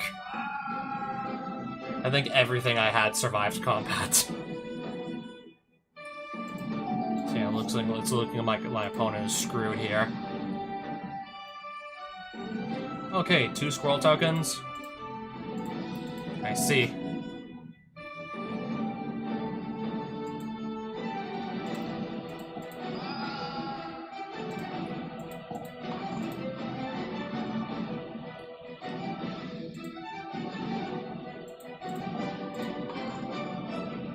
Okay, it can do damage to any creature.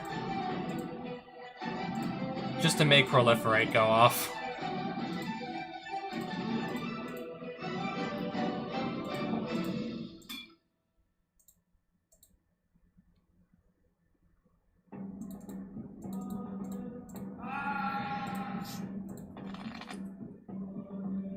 Surely I'm gonna kill him next turn.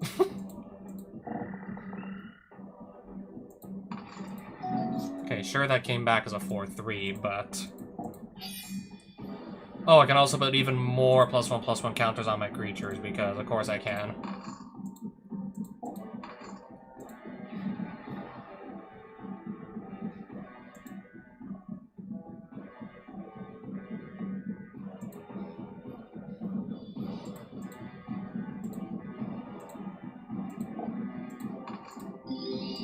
Alright, so I got a 9/9, a 6/6, a 7/7, and then just a bunch of other random creatures, because of course we do.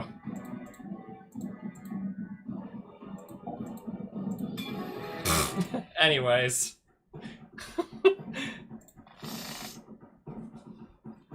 Anyways, yeah, I clearly had nothing to worry about.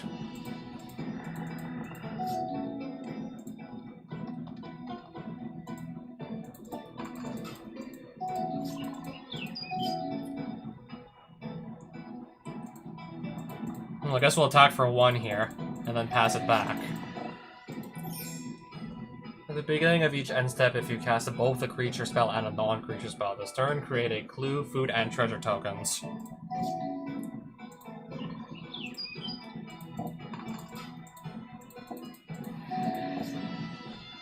So when this dies, I can just move the counters over here, right? And yes, I will move the counters from Tracker to Mouser.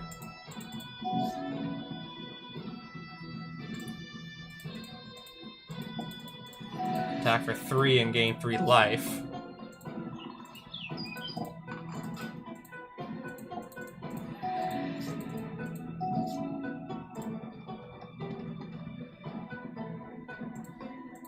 I'll just cast this Minotaur guy here.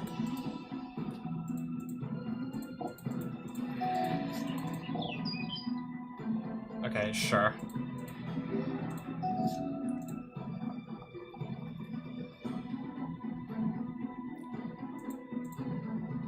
Attack with everybody and see what happens.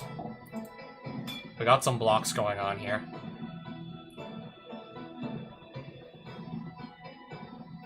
I'm just seeing who do I want to give...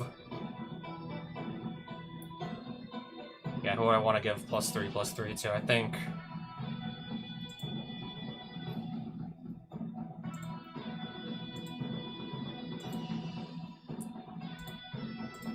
I think this guy I want to give the +3/+3.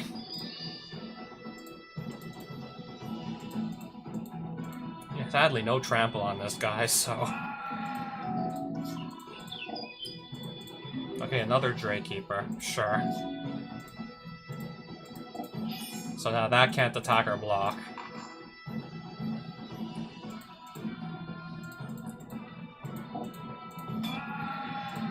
I'm at 38 life.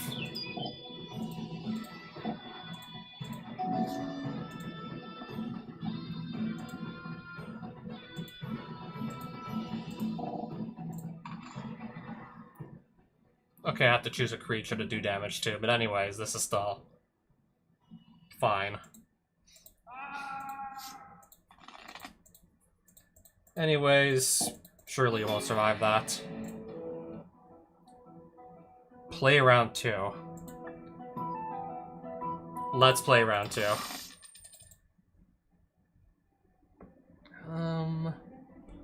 We'll try that hand.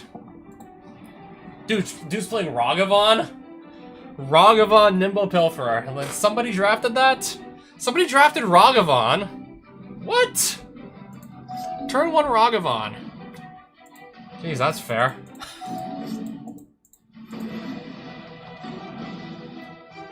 Discard a card, then draw 2 cards.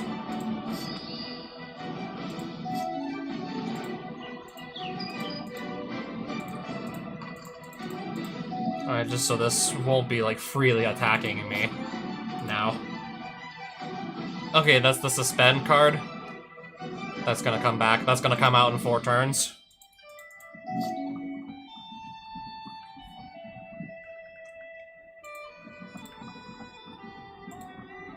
No, the tracker is the one that costs 3. The whelp costs 4.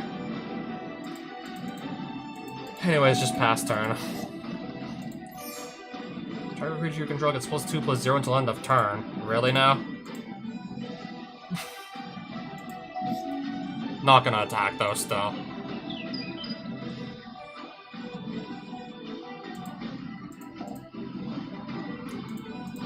I'll attack for 4. And do 4 damage.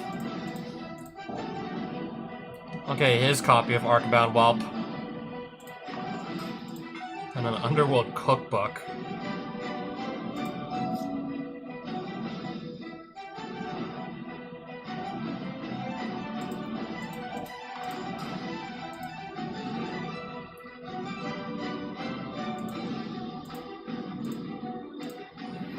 Oh, I forgot this thing has Vigilance for some reason.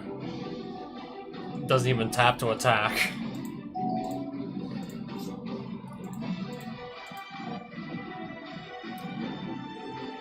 What instant or sorcery do we have? Okay, we have that we can return.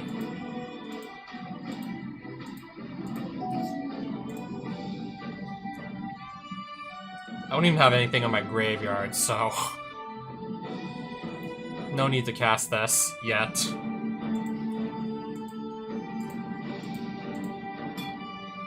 These are gonna trade. We're going to proliferate. Like so.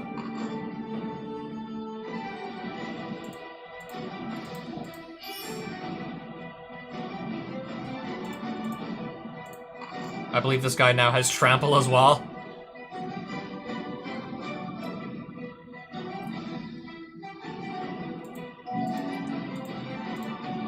Okay, so there's Gargadon. Oh, right, it has trample. Not even attacking still.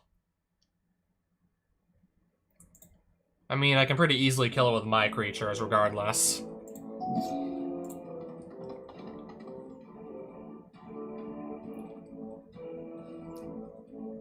Okay, this flies. This can't attack or block, so...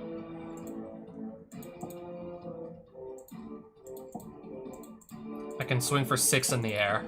And if I do that one more time, the game's over.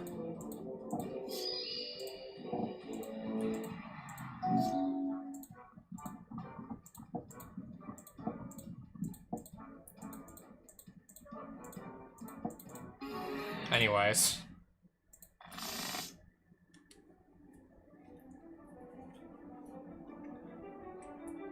Again, we're gonna keep... Okay, I think it's safe to say I don't need this many lands in my hand. Create a 1/1 colorless Thopter and then attach a Barbed Spike to it.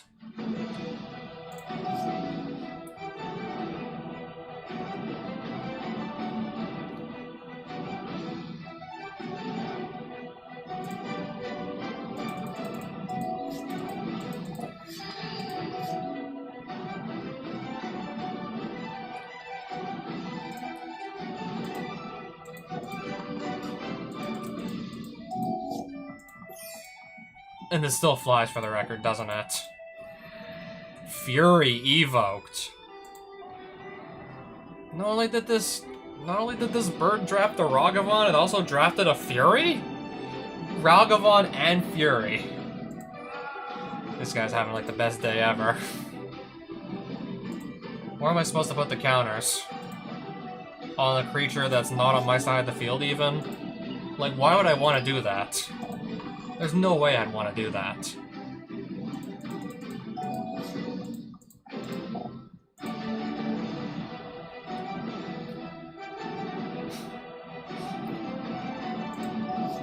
The others do their best.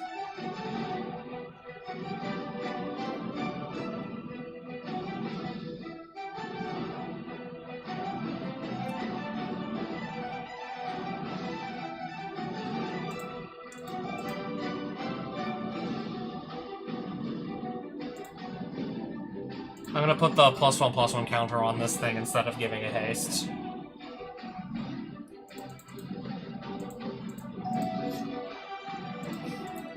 Okay, so we are attacking. Flip 3 coins. For each flip you win, create a 1/1 red goblin creature token that's tapped and attacking.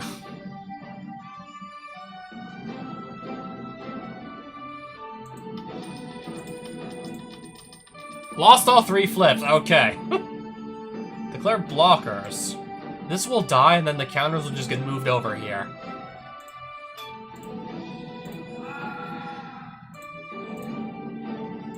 That's now a 7/7. Okay, he puts down his own Arcbound Whelp. Anyways.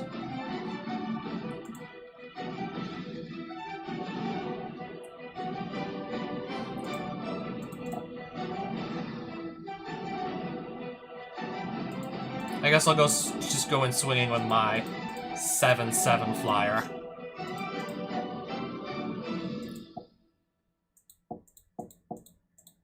I'm at 2. We might actually have a problem here. Or just simply render this unable to attack or block.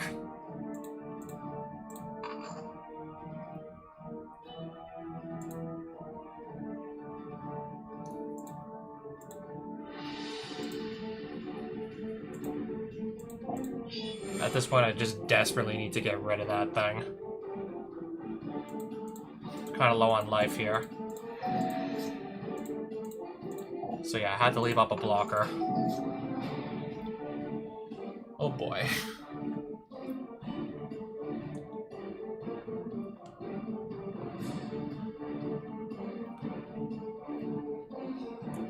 And I only have one single mountain, which is a problem.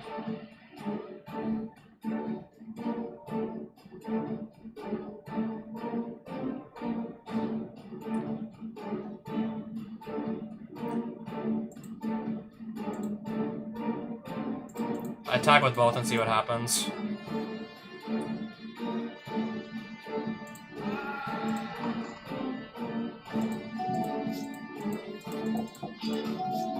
Wait, why did they not attack me? I would have surely lost the game. I didn't have any blockers or anything.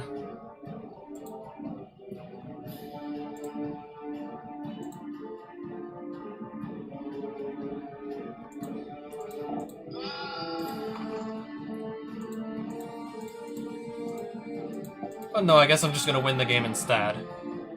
Okay, I guess not this turn. I guess the one after.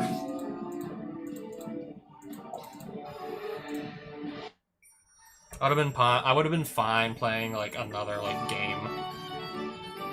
I would have been fine having to do a game 3. Sure, let's try this hand, even if I have like so many more lands than I need to start.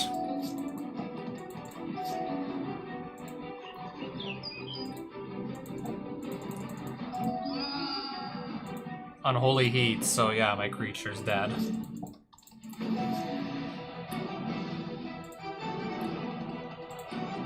Suspend for the Gargadon. And pass.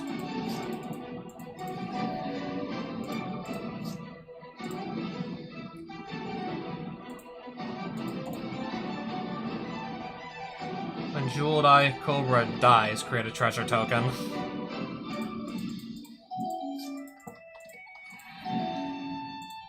I guess I'll still swing for 3 then. And pass.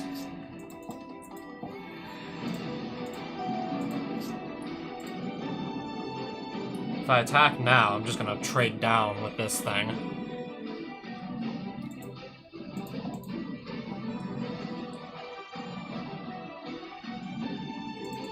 I'll just pass.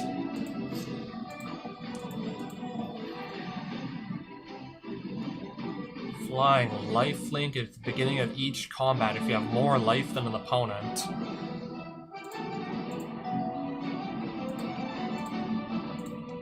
Well, yes, I will play Gargadon.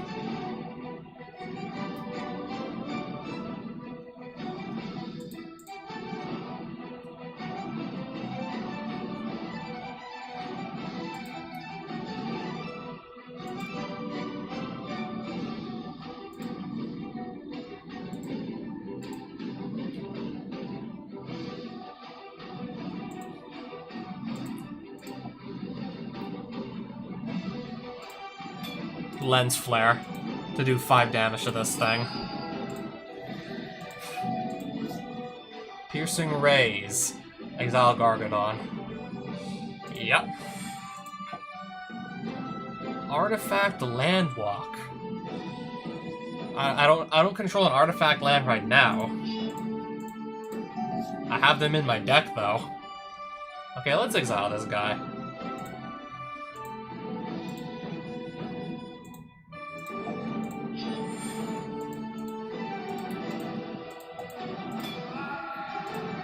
Treasure token. And pass turn. Okay, he's got nothing. Next game. 2 lands in my hand. We're still gonna try this.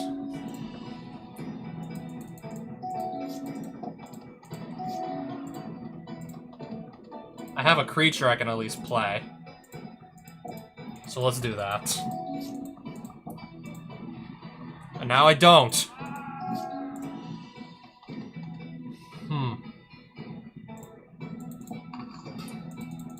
Pass. +1/+1 and flying.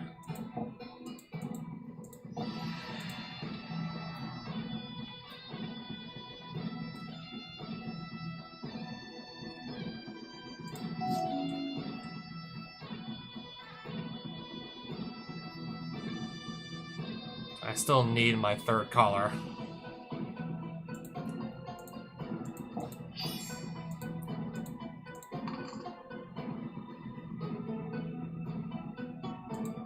Anyways, let me just get some life back. I'm still looking for my 3rd color and it's not coming.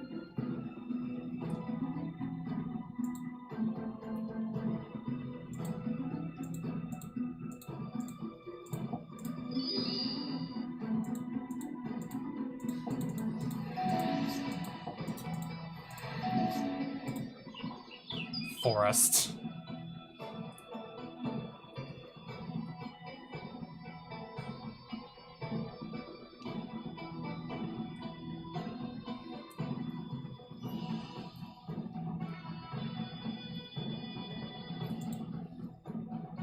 I'll make this not be able to attack, I guess. Yeah.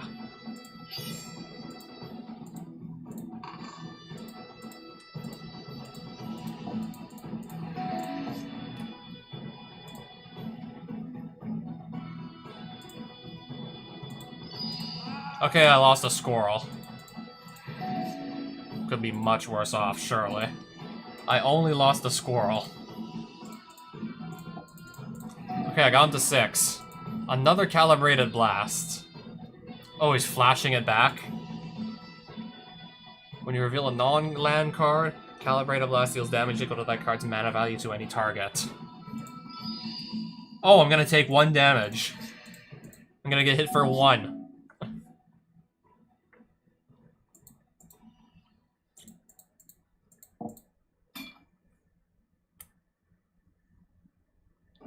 These are going in unblocked, I believe.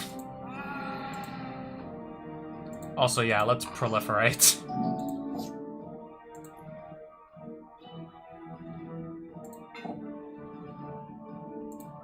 Let's proliferate again.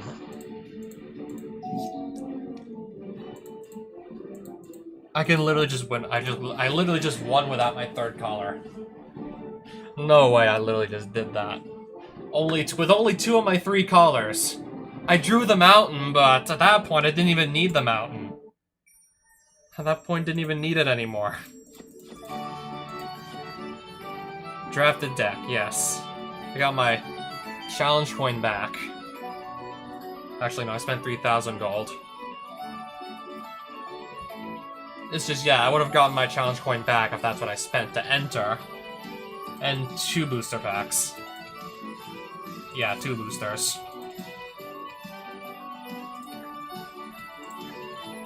No events at this time.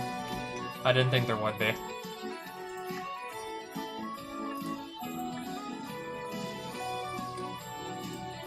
I haven't even opened up these other boosters I bought yet, either. I didn't even open up any of these yet.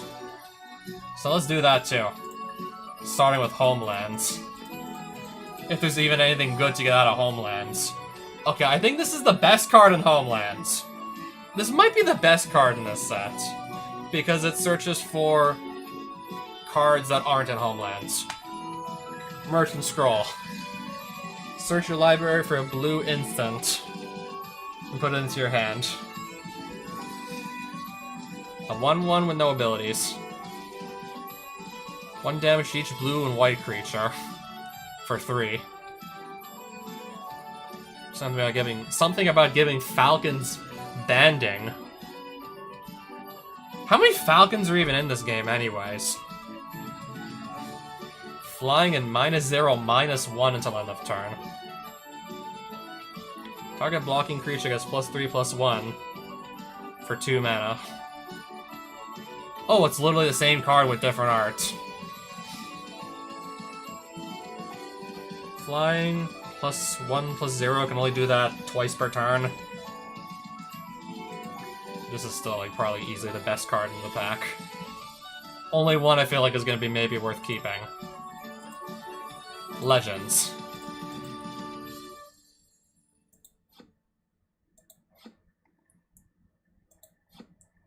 I don't know, I mainly just want to see if we got Mana Drain in here.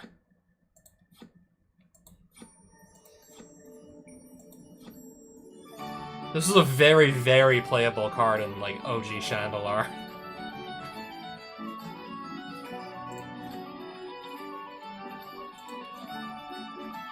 There's one of the legends. A 5/5 for 6 with no abilities, and you gotta run both red and green to reasonably cast this. And another legend. Tetsuo Umezawa. Destroy target tapped creature or blocking creature. Tetsuo may not be enchanted with auras.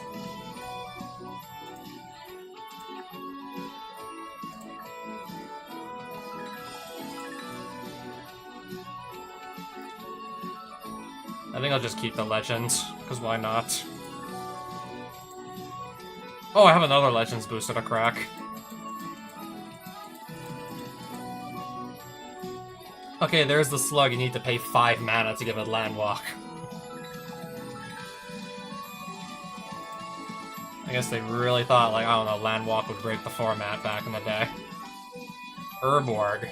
Target creature loses first strike or Swamp Walk. Fortified area. My walls get +1/+0 in banding. Woo! More banding support. Woo! Spiritual Sanctuary. A horribly inefficient way to gain life, even by like 1994 standards. Even like 30 years ago.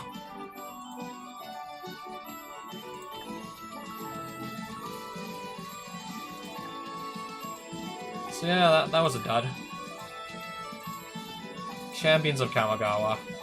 I'm just curious to see if maybe we just do like first pack and it's like got Sensei's Divining Top in it. We're getting to the uncommon, so let's see. You may change any targets of target arcane that probably comes up a lot. No, it doesn't.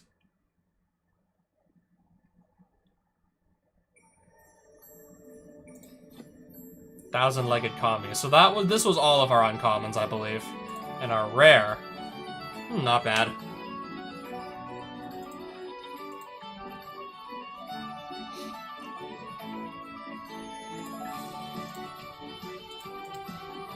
my drafted deck. All the cards that weren't basic lands, I get to keep. If I want to keep them, or I can just sell them back. I'm probably likely selling most back anyways. Realistically speaking, I'm probably not playing any of these.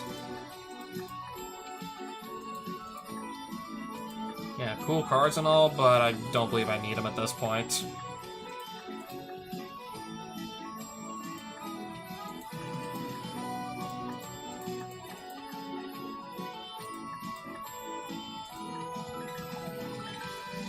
Maybe I need to shuffle my graveyard into my library for any reason. If that ever comes up.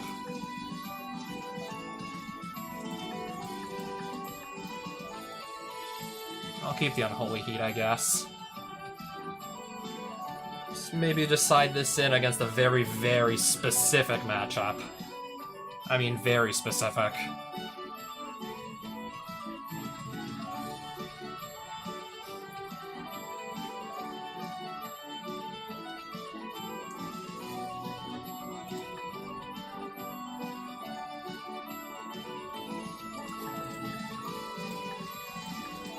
I'll keep the Sudden Edict, it's a nice removal spell.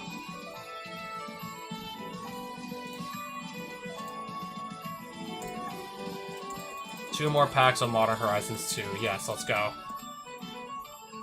Okay, not bad, not bad, not bad at all.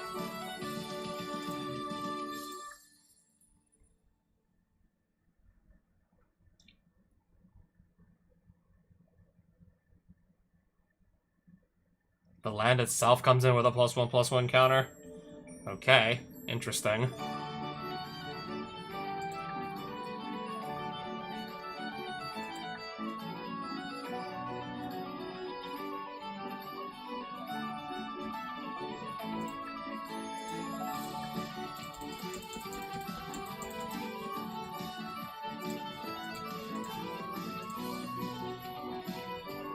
That's my rare. Goblin Bombardment's in the rare slot, apparently.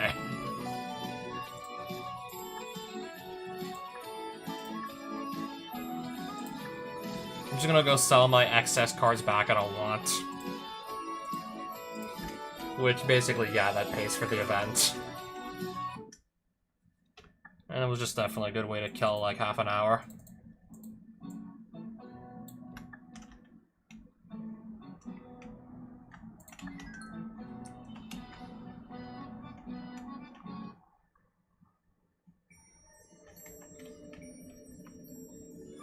Not sure if by any chance I maybe have been here before. Oh, if I want to make something, if we want to make a card blue and do nothing else. If we want to make stuff blue, Thought-Lace. I still can't believe this is like one of the rares you could have pulled in your pack back in the day. Yeah, this is in the same set as stuff like Black Lotus, Time Walk, Ancestral Recall. Well, back in the day, Shivan Dragon kicked ass. Power creep has not been nice to it, though.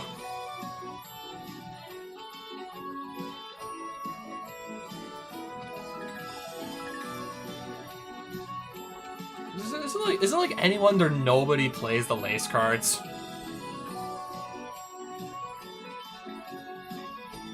When your rare could instead be something like a Black Lotus or a Time Walk, Ancestral Recall, Time Twister. Yeah, any of the Power 9, actually.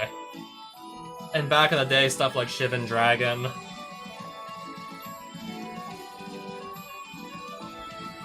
I think at any point in Magic's history, having one of the, like, the two-color dual lands that always comes in untapped would be nice, too.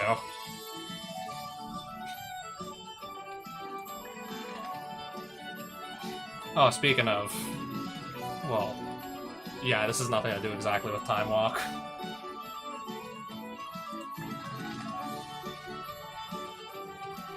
Oh wow, Tooth and Nail. Except I'm not really trying to get to like 7 or even 9 mana or anything.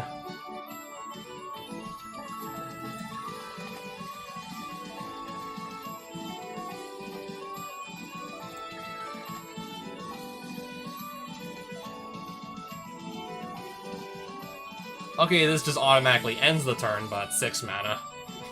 It's basically like a it's basically like a sort of like turn skip.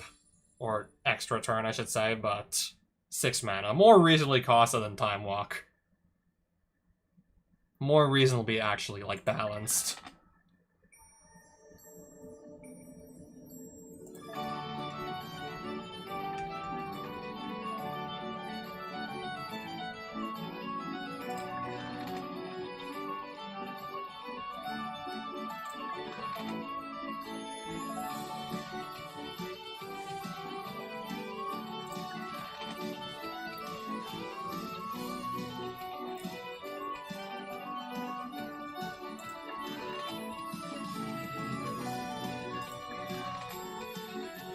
Oh, hey, there's another dress down.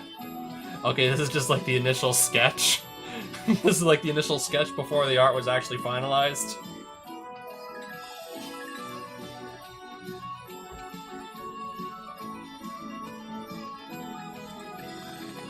Yeah, I do find it cool they use, like, for some of the alt arts, they use, like, the rough drafts, or in that case of, like, dress down. Literally just, like, the sketch on paper with pencil or pen. They use, like, some of the rough drafts as alt arts, which I found pretty cool.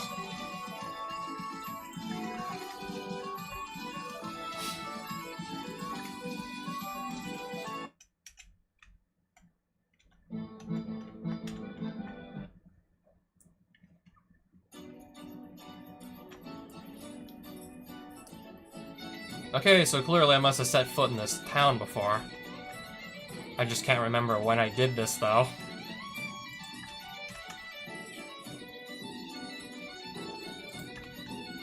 Yeah, seeing, like, one of the cars was already bought out, yeah, like, clearly I must have been here.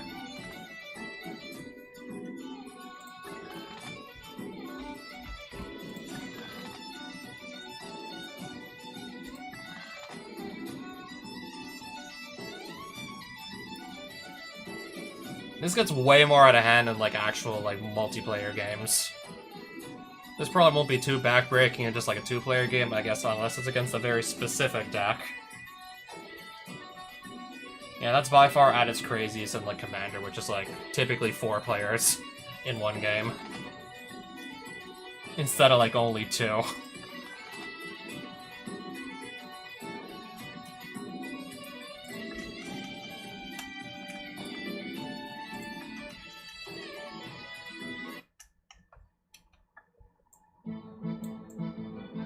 Just looking around, seeing what else there might be to do around here, perhaps.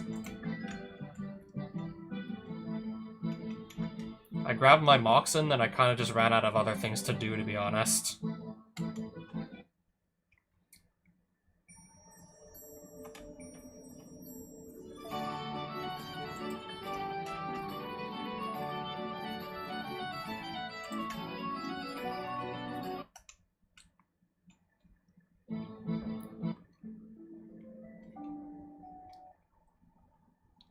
Have I set foot in this cave? I think I have.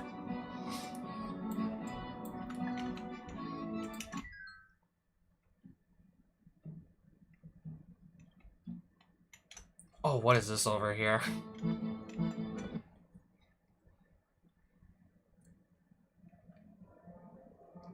Skep. What is a skep, anyways? Oh, they have shops here I can buy cards from? Okay. I guess I'm gonna look around and see what they're selling.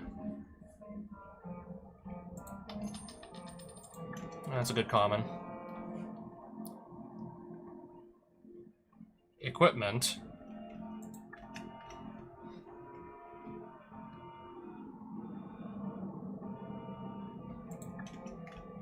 A sliver hive. The horse looks at you without interest. Leave.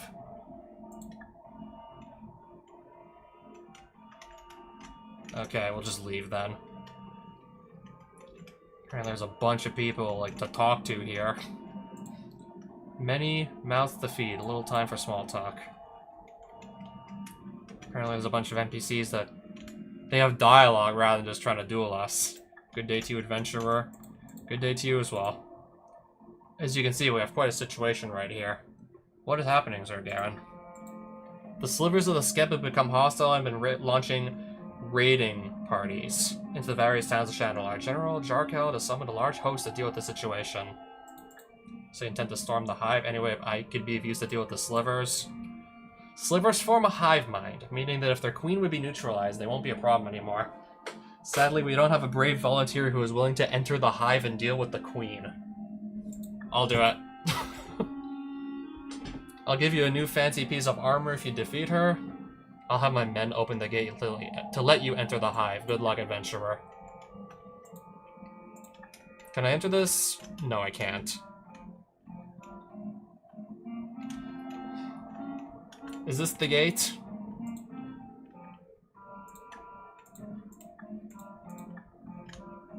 Or is the gate that I need to pass through someplace else? That, I believe, is that gate. Those look like slivers walking around.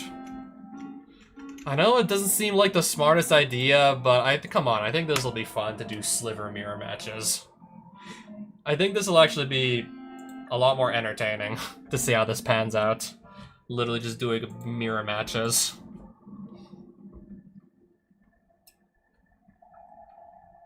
So where are all my Moxen? Because I can put those into my deck now that I have them.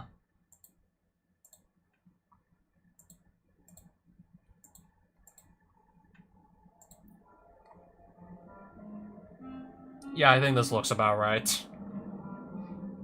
We even have Cavern of Souls. I think Chrome Mox is coming out. And I believe 2 more of these lands can also come out as well.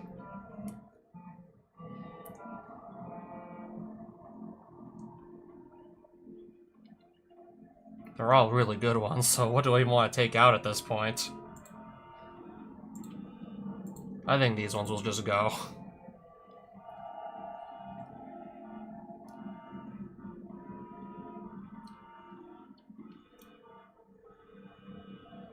Okay, I do have a City of Brass.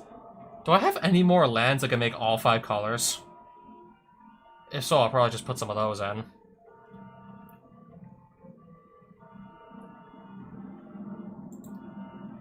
Okay, that's only to cast Phyrexians with the mana of any color.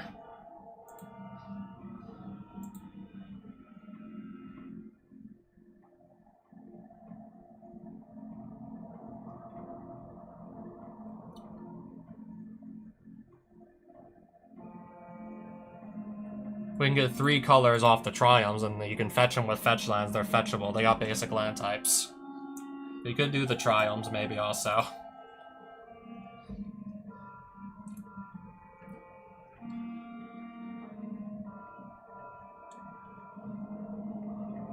Or just make do with whatever I have.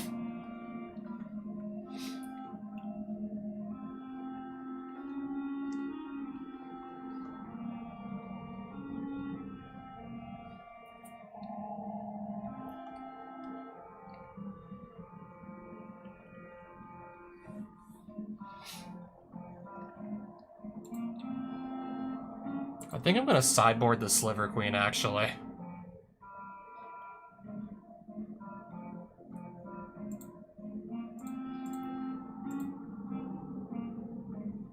I mean, I already have, like, 4 5-mana creatures. I think that's plenty. That should be more than enough to get by. I'll just take another Sliver with a lower mana cost. It'll just be easier to actually get on the field.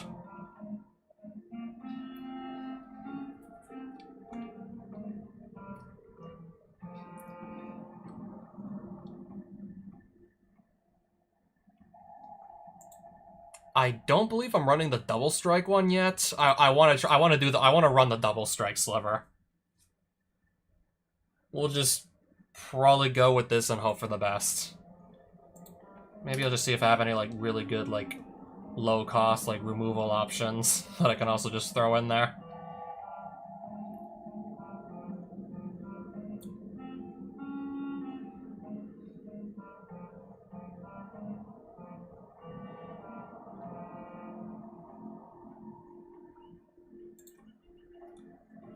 I have plenty of fetch lands and also just other ways cards could leave the battlefield.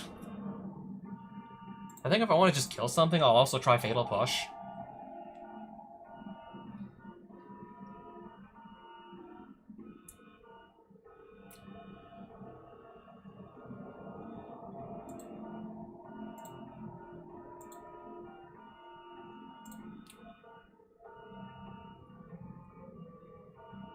Yeah, mirror match against Slivers might be a bad idea, but anyways, let's see. This might not be the best play, but let's see. Black Sliver!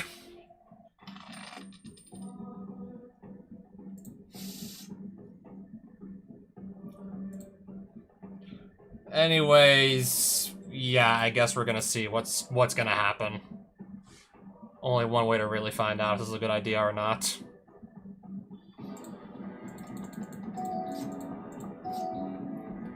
Liar, you're playing red.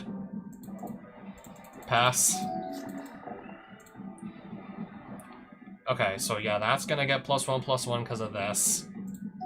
And then, hence why I was saying, okay, maybe this could be a bad idea.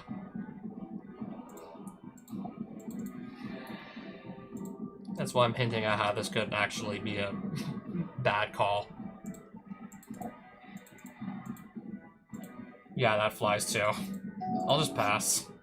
Black Sliver picks Sliver to make them uncounterable. Lifelink.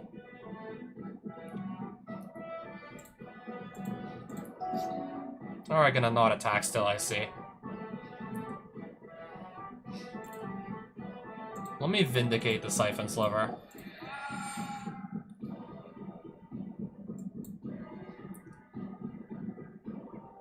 I guess I'll play this next turn, or maybe...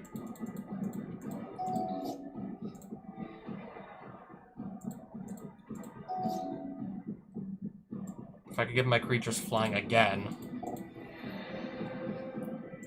Pass. All Slivers have first strike. Okay, even mine.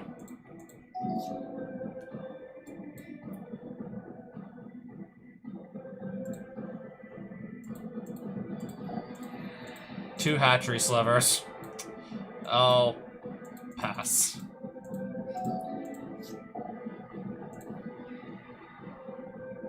Okay, if he even wants to attack into this board, which I don't think he does. I don't think we really want to attack into this board now, do we?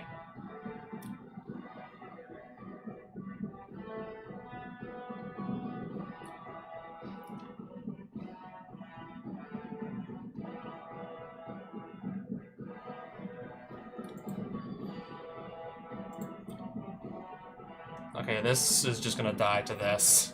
I'll send this one in. Okay, I gained some life. Let's go.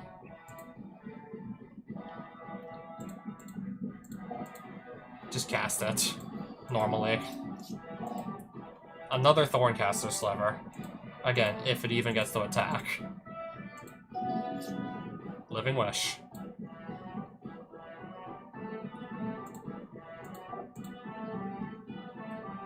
Hive Lord makes all my Slivers indestructible, I believe, right?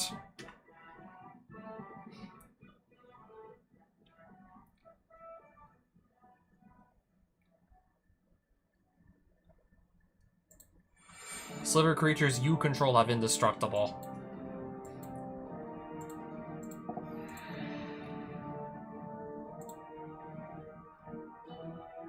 I don't even know if I have... I don't think I have triple black.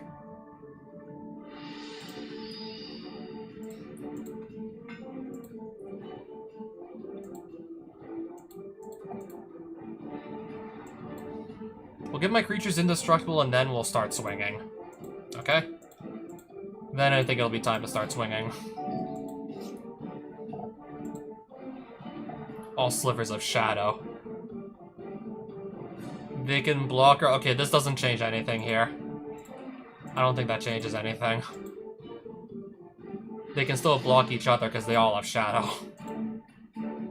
So yeah, I see no difference.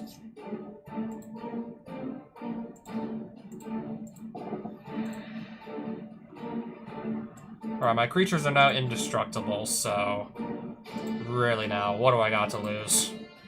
What's there to lose now?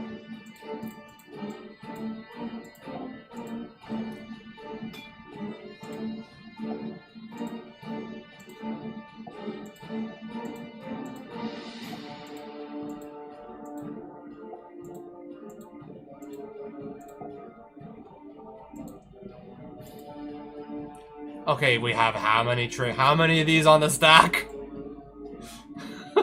How many of these on the stack?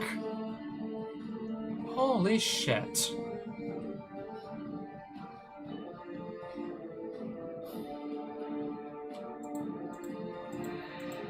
I take some damage.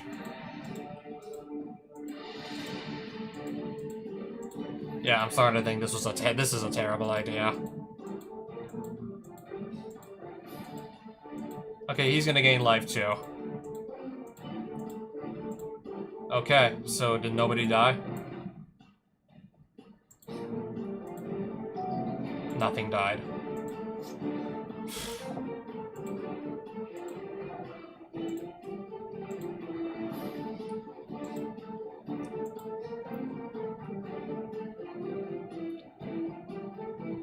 Yeah, this was the worst idea I've had all week. We are not going to do this again. We are never doing this again.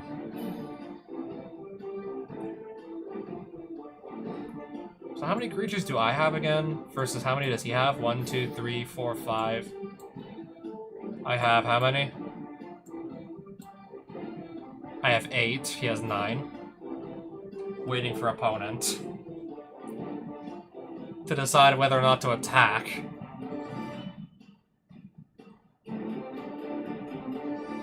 Still waiting, by the way.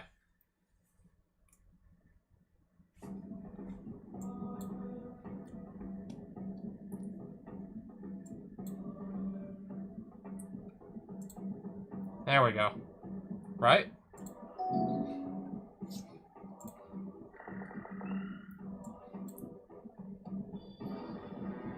How many times can I replicate this?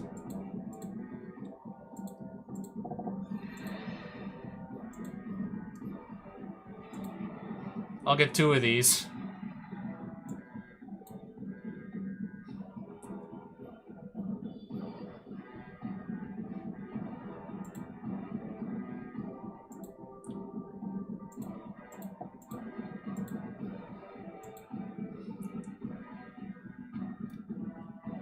Now waiting to see if the blocker gets declared. Yes, it does. It's just gonna regenerate itself.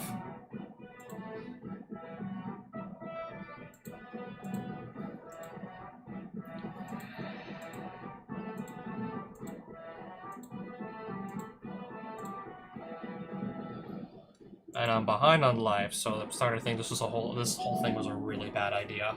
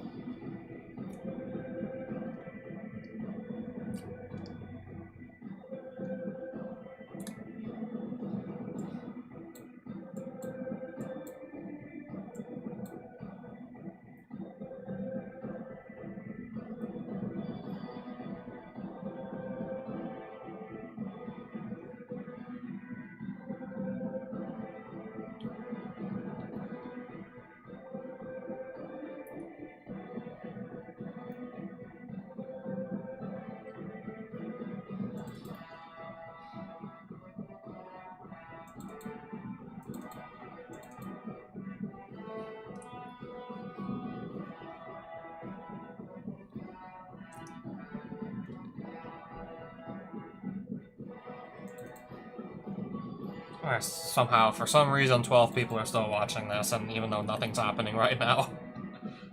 For some reason, I got 12 viewers. I don't even know how.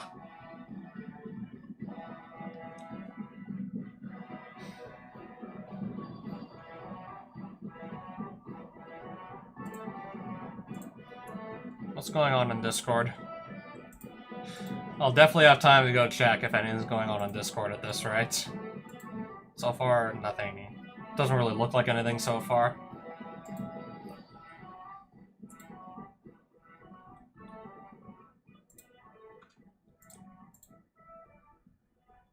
We're still waiting.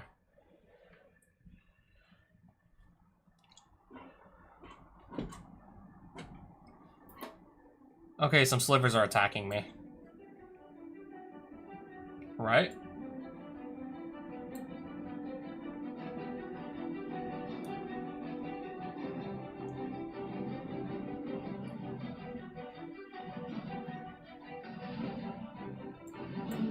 Do these seriously all have vigilance too? I don't believe they do.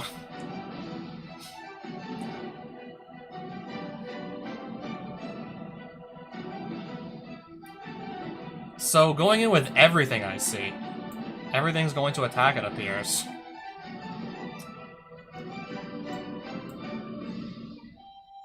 That's all of them, right?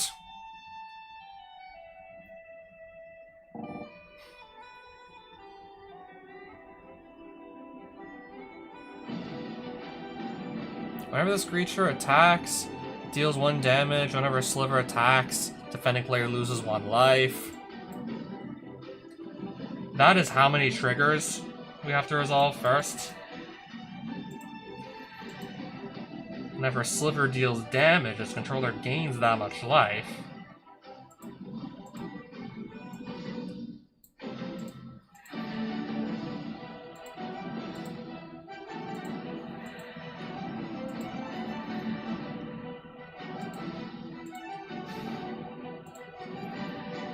Yeah, I think we're in... yeah, this is what hell looks like.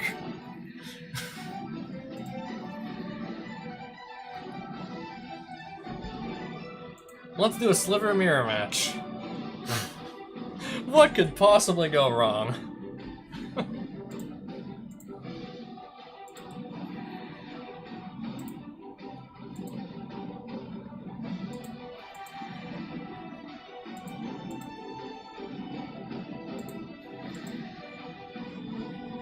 How many triggers are still on the stack? Also, do I even survive this? Or is this just, like, gonna be, like, the longest, like, kill imaginable?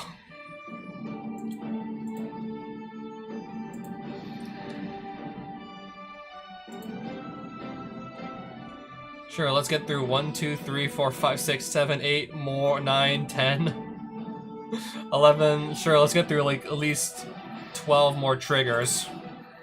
No, at least 13 more.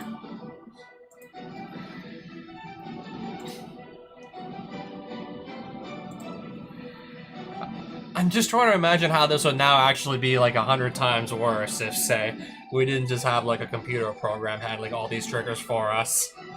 Yeah, imagine having to resolve this manually without the help of computers.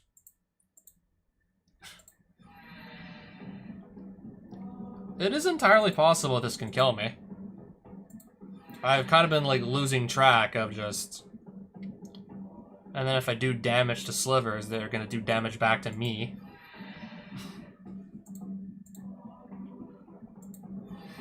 Also, by the way, yeah, look at his life total.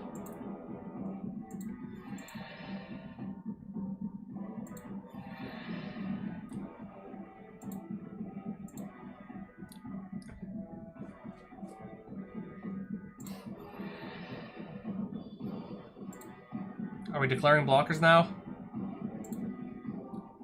What will I block, if it even matters?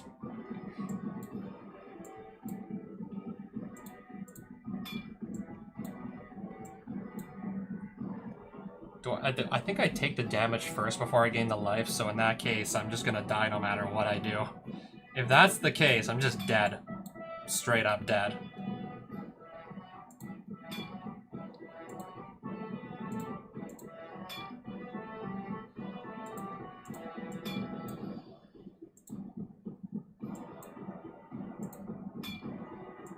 Just double checking where everything is blocking.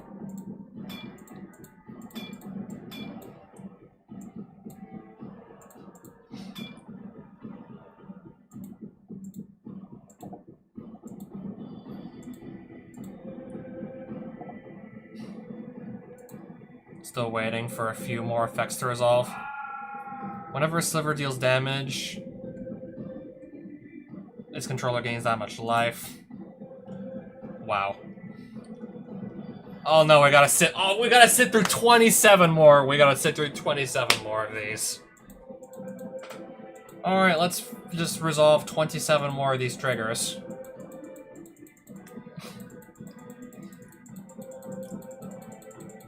I'm at 15, 17, 19, 21, 24, 27, 30. And then the damage is gonna start coming in. He's at 87. I'm at 24. He's at 93. 21. He's at 96. He's gonna break 100. He's gonna get 100 dam. He's gonna break 100 life. He didn't even have to do anything different. He didn't even have to do anything. I basically gave him the sliver that gave all of his, like, pseudo lifelink. Do I survive? I do. I do survive. Okay, not with him getting up to 110 life.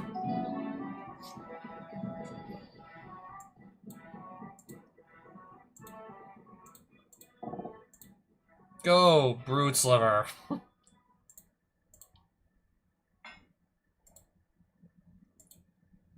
Let's attack and we'll just shit out a bunch of 1/1 slivers. So I'll have plenty of blockers. So I don't have to worry about anything. Alright, another 27 triggers on the stack.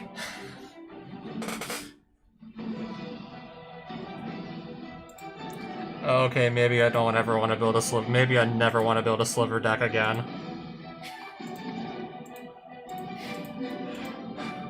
Maybe I want to just delete this deck after this game's over.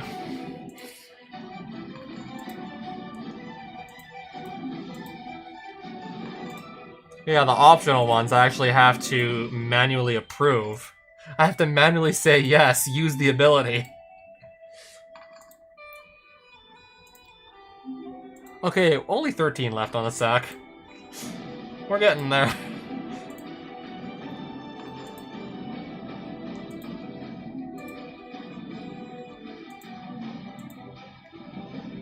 Flying, first strike, indestructible, haste. And I just shout out like 9 of these things. We just spit out 9 of them.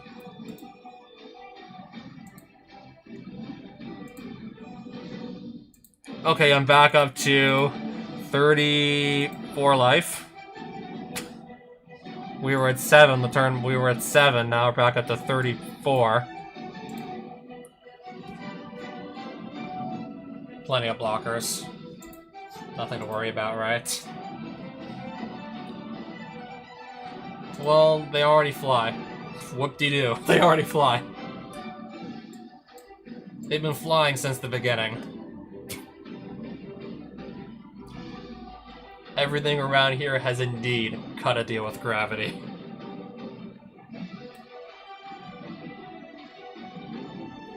Now I just wait to see if anyone attacks. I think at this point, probably not. Everything here is indestructible. Why would you want to attack?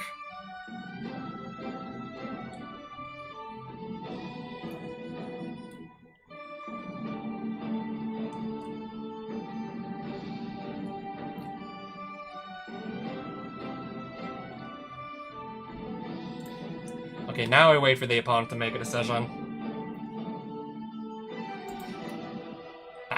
That was a quick decision. Quickly decided within the matter of like seconds, nope, I'm not doing this. Oh, Vigilance. How many times can I even replicate this?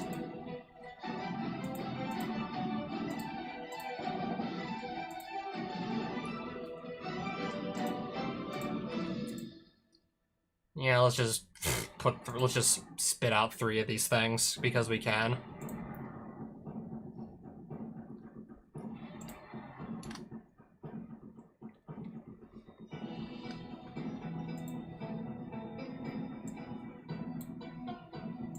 Alright, so can we attack?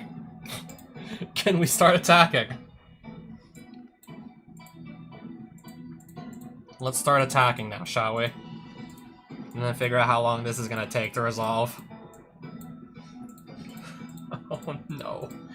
I am not looking forward to seeing just how many triggers will be on the stack. Oh, everything has haste and has got vigilance? Let's Alpha Strike. I'm not looking forward to seeing how long this takes to resolve this combat phase.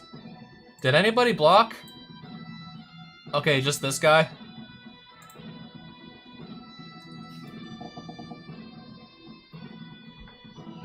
Okay, make a 1/1 sliver token. I guess.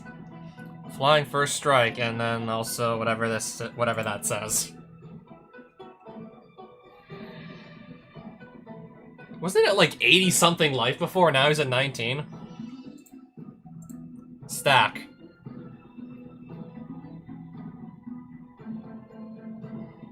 $69. Stack 69.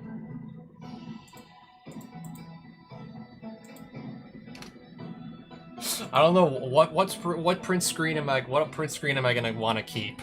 The one with 20 abilities on the stack or the 69? I think. Yeah, let's. I can't even scroll all the way up. We can't even see all of this. We can't even see just how much this is. Okay, so let's resolve all that. It's probably gonna take a couple minutes. Probably gonna take at least 5 minutes, but let's resolve this.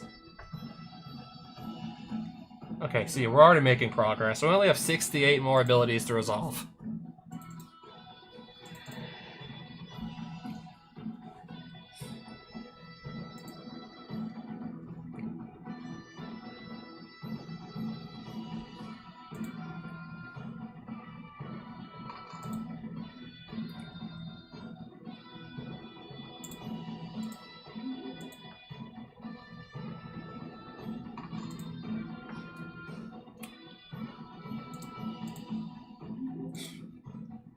At this point, this is starting to feel more like a stress test on the game than anything else. Well, I don't know. We'll see. Like, what's gonna break first, the game or my sanity? Yeah, that's the real question. What would break first?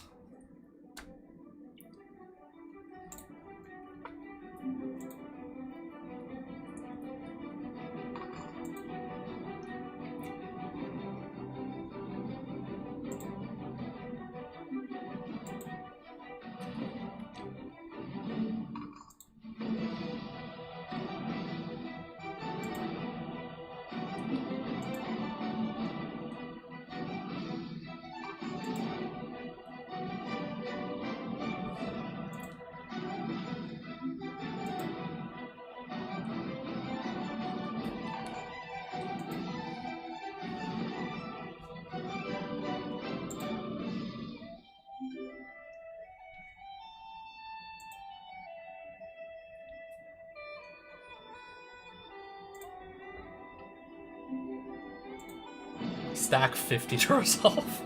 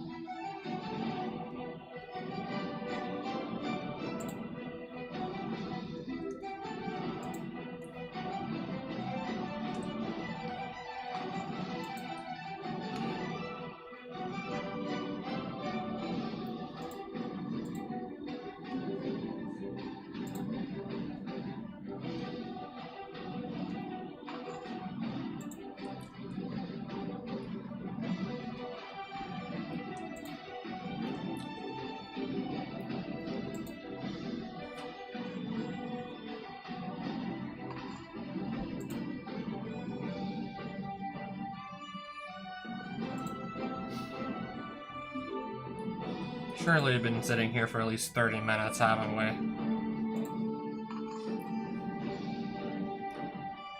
Okay, we have the log. We have the log, but we don't have timestamps associated with any of this. But I think you get the idea. I think you get the idea by now.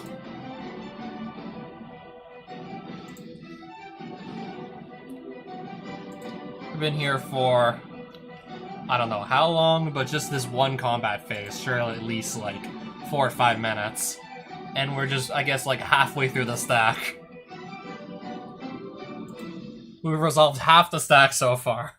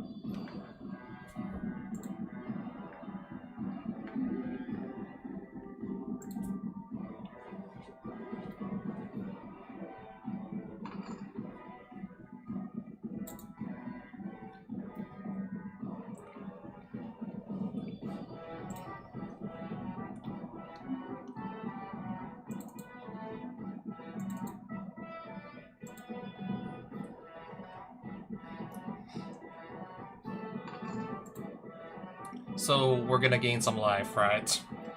Or is he gonna gain life? At this point, I can't even tell what's gonna happen.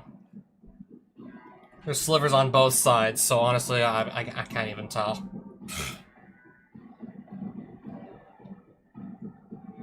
Flying first strike, indestructible, haste, vigilance, and I have like, I don't know, fucking 20 of them.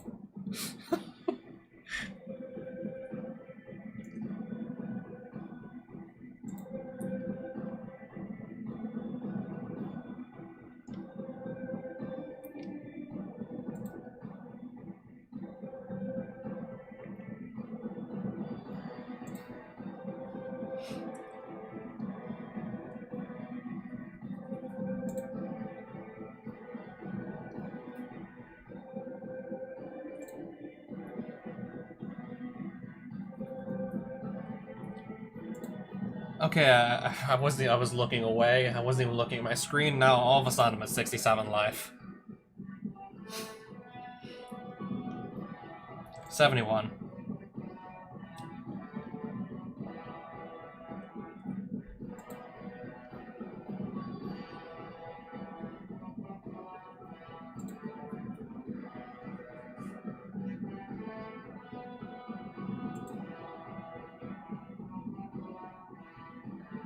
Oh, we're almost done resolving these. Holy crap. It's about time.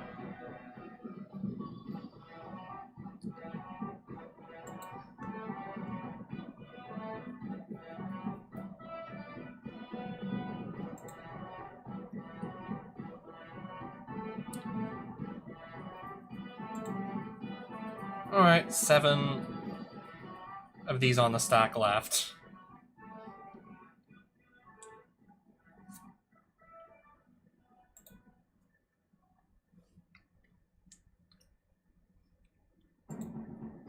$92. $95. Okay, so yeah, now I'm gonna be the one at 100 points of life. Now it's my turn to be at 100. Oh wait, never mind.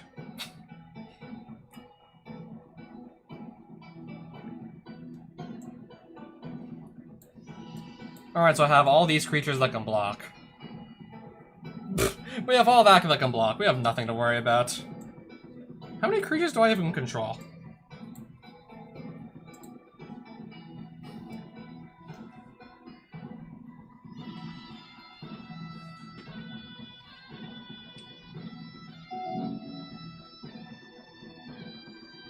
Waiting for opponent. Oh, we were waiting already for a while.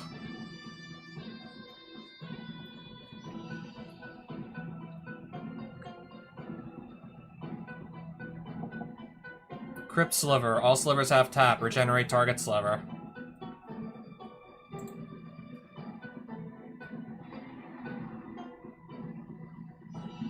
Well, you can't even possibly you cannot conceivably block everything now, can you? You cannot possibly block everything.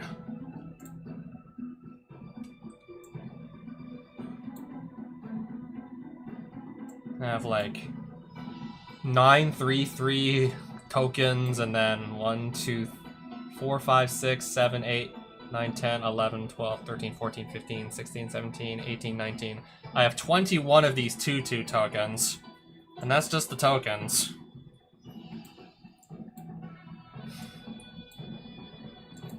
Okay. Those are just the tokens, by the way.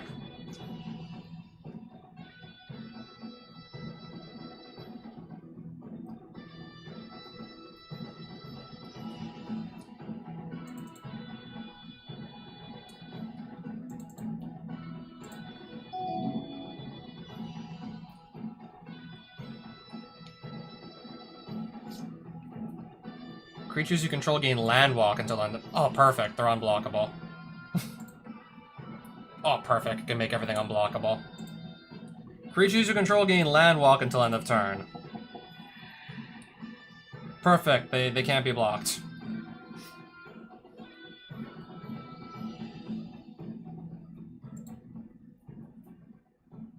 Yeah, this all but guarantees a victory. Now he can't even block my creatures because Fable Path of 0 point.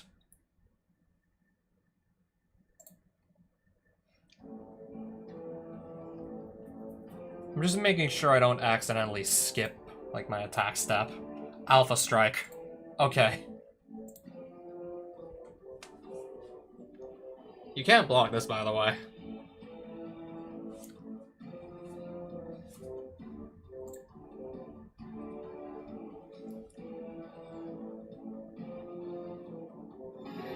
We don't need to resolve any triggers because he's dead.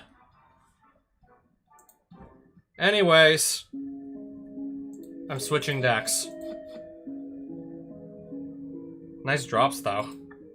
Got some nice loot.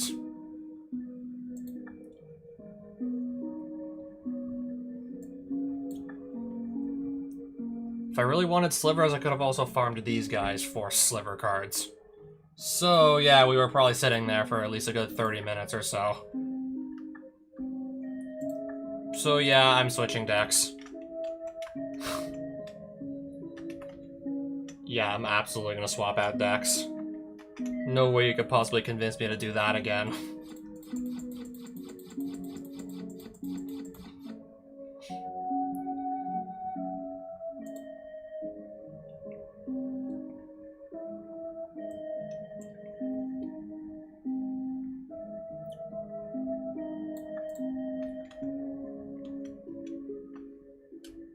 So I gotta find a Sliver Queen somewhere.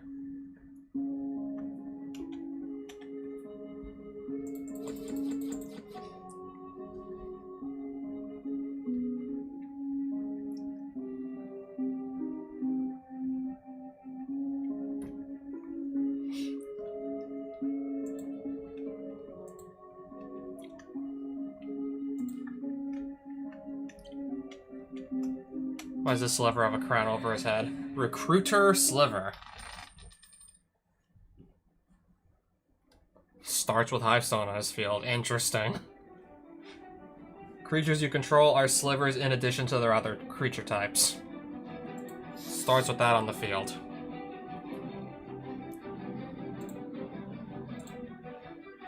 Alright, yeah, I switched decks after that first game.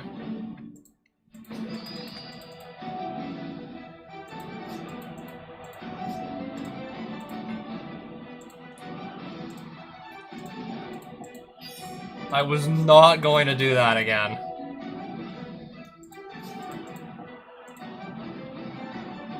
Okay. I can just make him sacrifice at the moment I attack anyways. Pass. Let's grab a reanimate. Might as well also entomb something with the open mana I've got as well.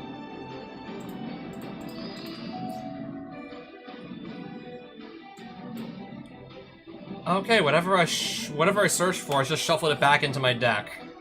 I just shuffled it right back, I just realized.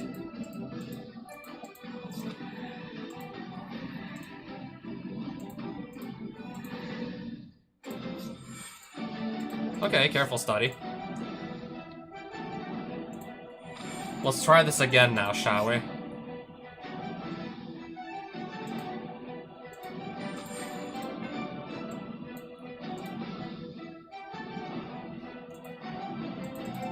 Pass.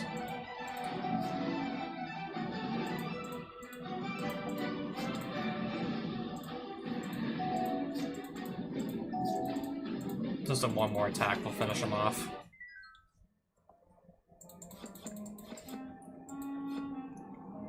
Alright, a few more slivers and then a few random cards that have nothing to do with slivers.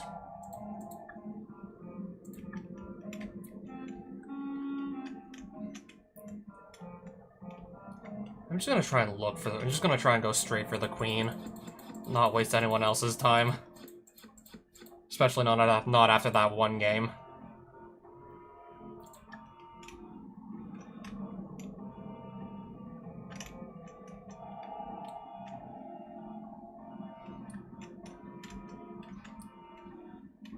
So maybe, possibly somewhere up here, that could be the queen, right? I just want to go straight for the boss. Assuming that's the boss. Why can't I pick up this gold? Metallic sliver. So it's not the queen, right?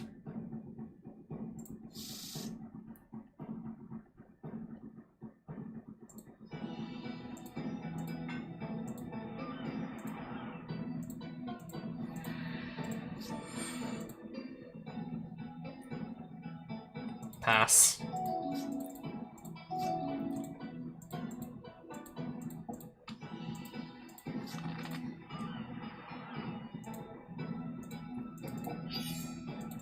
Pass again. This card is every card type. Oh, every creature type.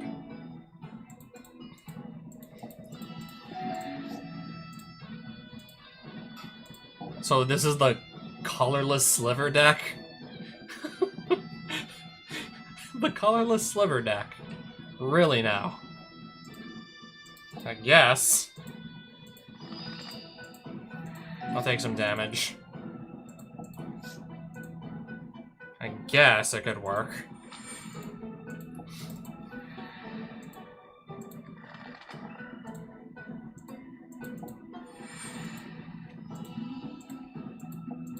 I'll draw 2 cards.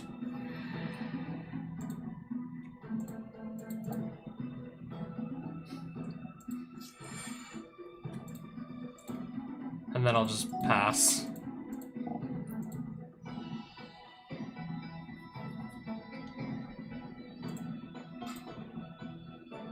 I see what we're doing here. I don't really find it amusing, personally. But I see what we're doing here.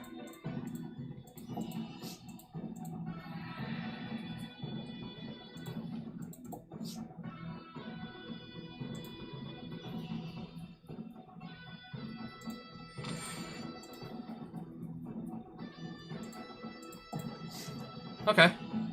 I'll put back another brainstorm and I'll put back, I guess, the troll.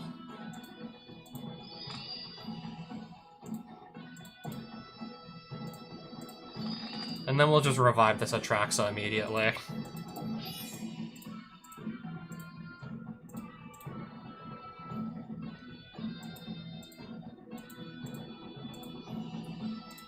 Alright, I'll play a Mox Sapphire, because why the hell not?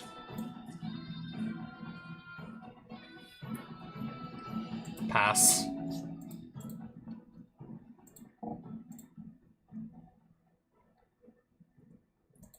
Okay.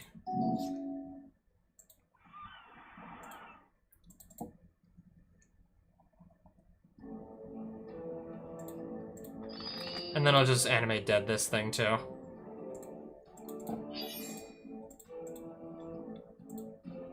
We'll attack like this. I'll draw 2 more cards. And then I'll pass. 5/5, but anyways.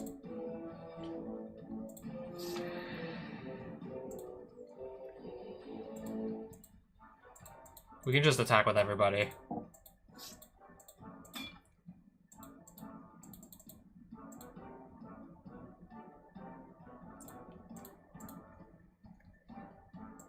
Let's get rid of this 5/5. Still beat him. 500 matches won now.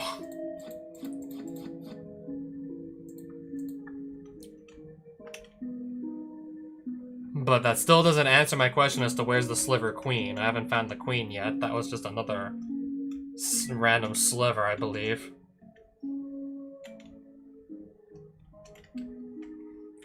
Could be anywhere in this maze, right?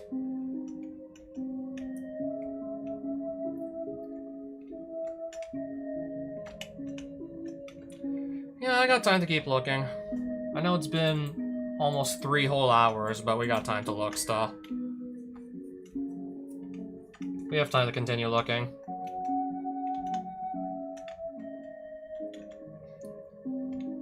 Treasure.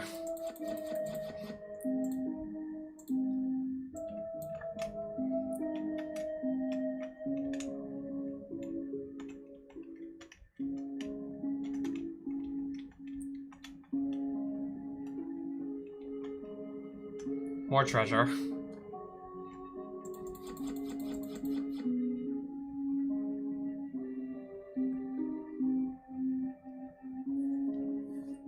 Bury all white creatures, or bury all green creatures. Lose 2 life for each creature put into the graveyard this way.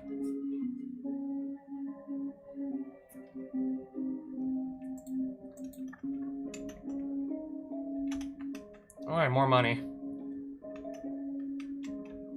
Oh, really, where's the Sliver Queen supposed to be at? Right there, maybe? The purple one with the crown above the head? Maybe that one? 2 shards. Alright, this purple one, let's see. Slivdrazi Experiment. Okay, never mind.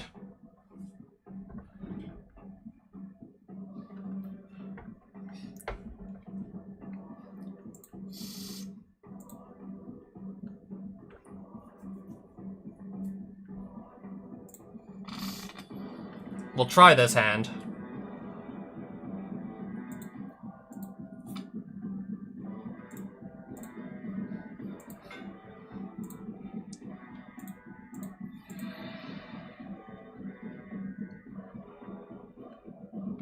Interesting now.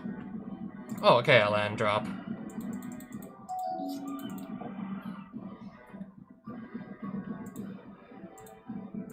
I guess I'll just daze that.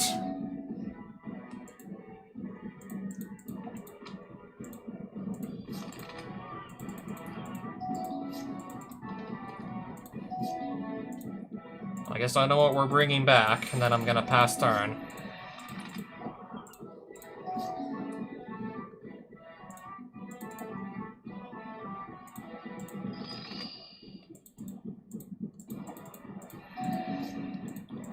I'll take 3 to the face, it's fine. I'll just go pull out another reanimate. Bring the Archon of Cruelty back.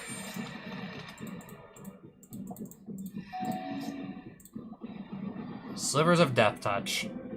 But I could just keep making this thing sacrifice its creatures over and over. Are we really seriously trying? I think we're seriously trying to play all 5 colors here. Mad respect for that.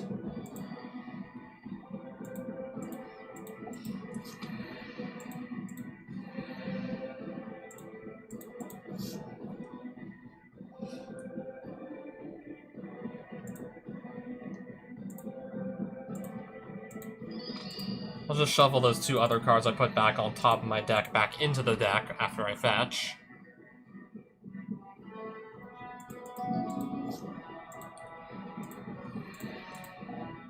Thought-Knot Seer.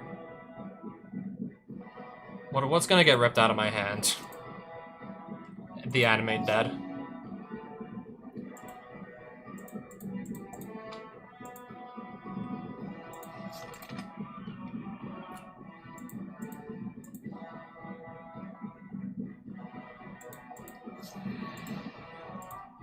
He's at 3 left.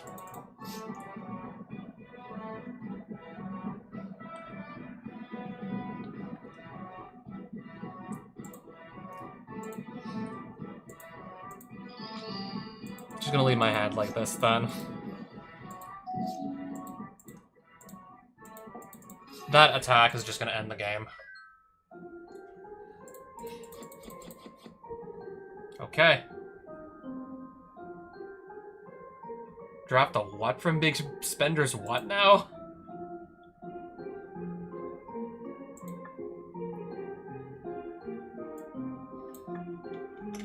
Oh, 6 shards. But I still don't know where the Sliver Queen's supposed to be.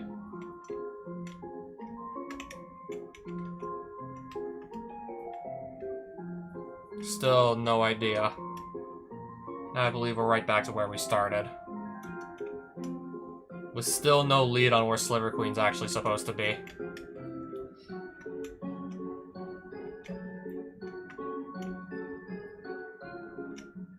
How big is this? How big was this place again, even? How big is this place?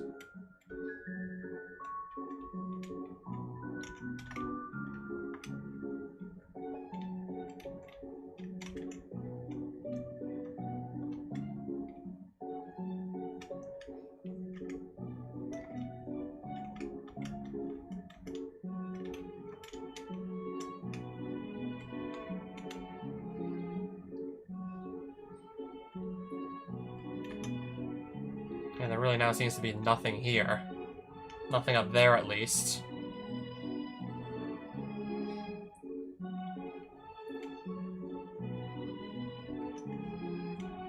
Okay, now I'm just finding more treasure.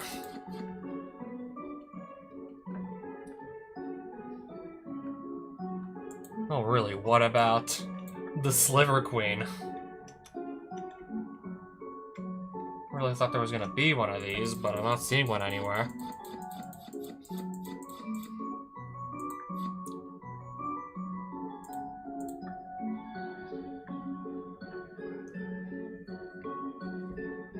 I'll keep the Tormod's Crypt, I suppose. If I need to exile somebody's graveyard.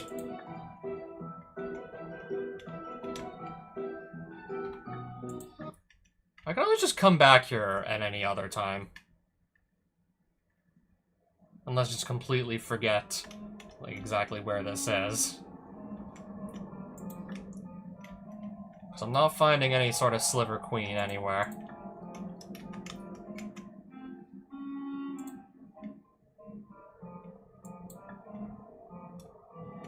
I looked! Do I just have to fight maybe more slivers? I mean, I certainly looked.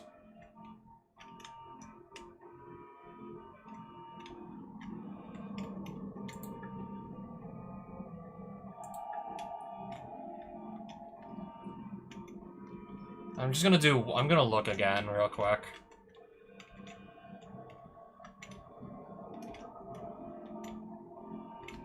That's a dead end.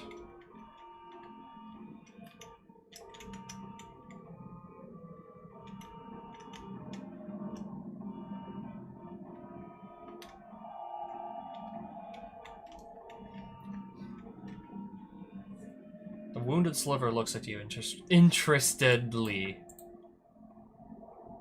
Usurped? What are you talking about? You used to be the queen of the slivers? So I guess the Sliver Queen is causing the slivers of the Skept to be this aggressive?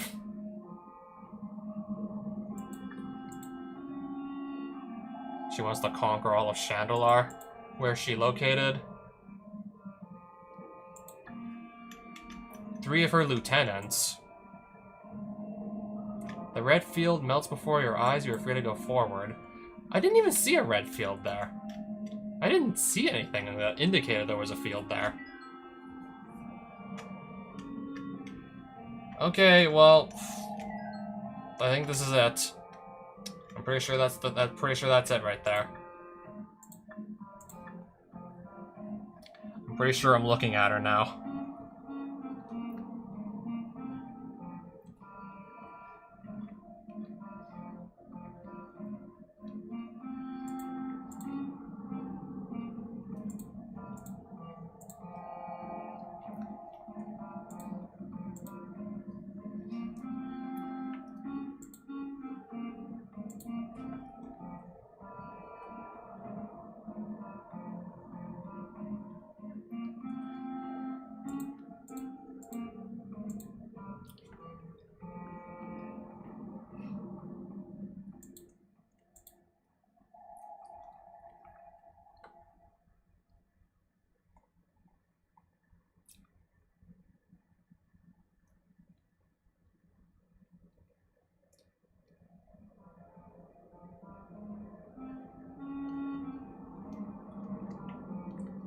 So let me see what can just quickly come out of here.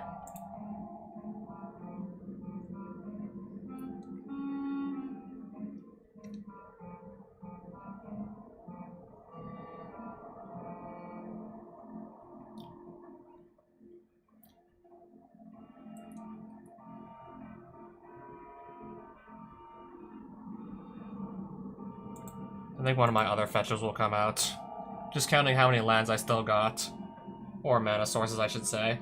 6, 7, 8, 9, 10, 11, 12, 13, 14, 15, 16, 17, 18, 19, 20.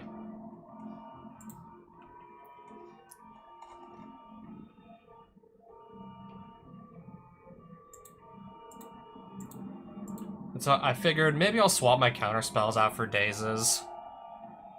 Swap my Birds of Paradise out for a Noble Hierarch. I'd rather play that over a Birds of Paradise in this deck anyways.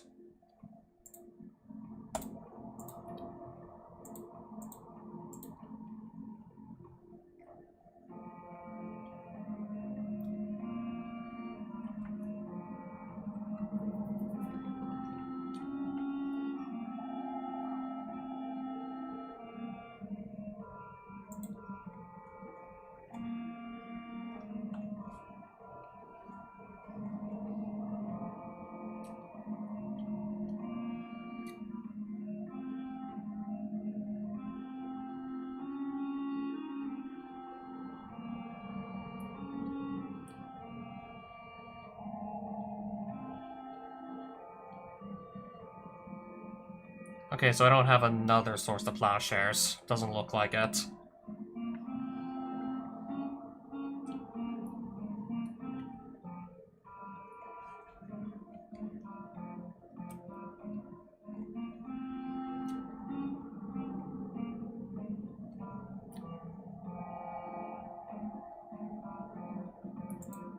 I think I'll put in a second copy of Malcolm Alluring Scoundrel.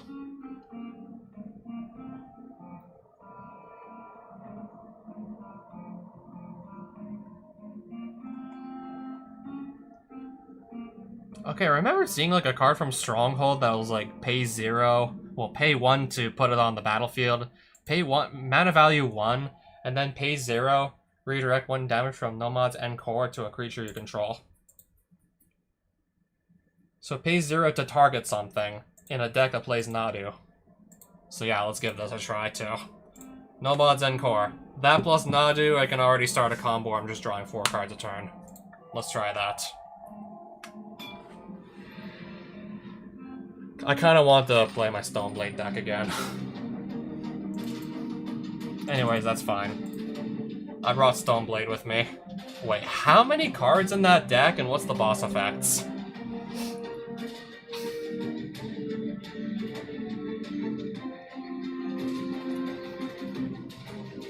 At the beginning of your upkeep, do one of the following at random. Create a 1/1 colorless sliver creature token. Create a token of a random non-token creature your opponent controls, which also becomes a sliver in addition to all other types. Seek a sliver card. Random sliver card from deck to hand without shuffling the deck. Pay 4, create a 1/1 colorless sliver creature token. Every player may activate this ability and only once each turn.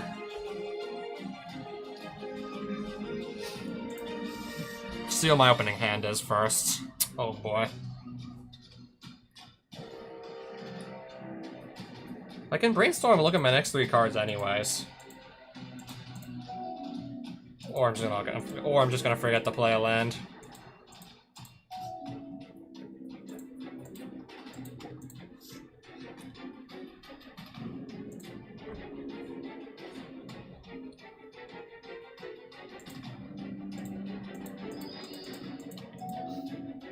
Slivers of Poisonous 1.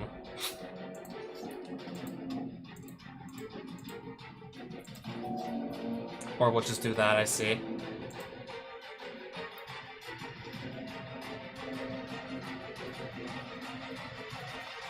What's a bigger threat? Actually, a good question. What's the biggest threat here?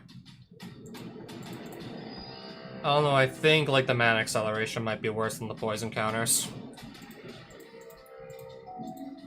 It was honestly hard to say.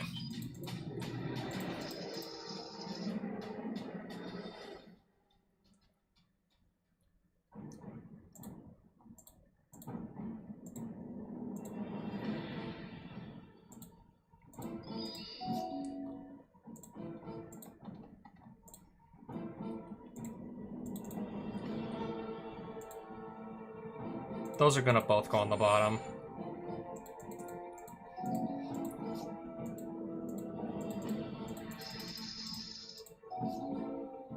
This might have come a bit too late, though.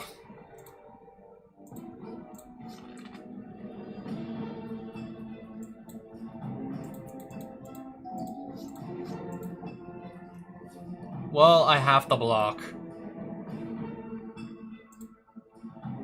I have to absolutely block something, 100%.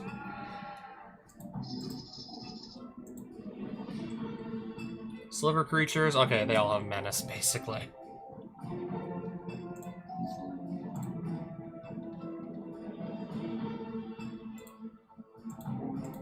Unless I do that right there. And now I don't have enough mana to do anything else.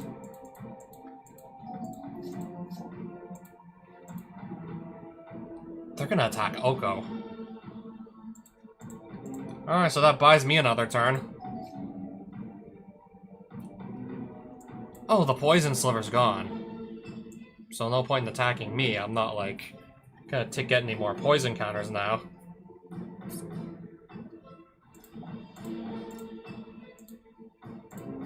So I guess now I can actually start getting to work here.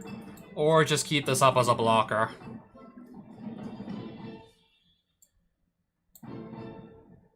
Or we keep that as a blocker.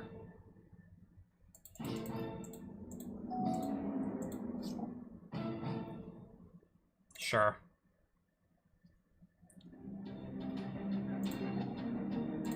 Path to Exile. I cannot let that stick around.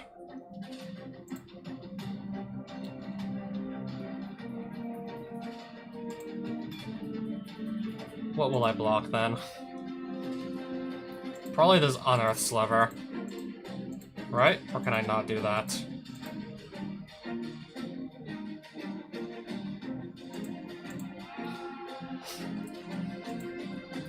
Anyways. I'm still alive at least.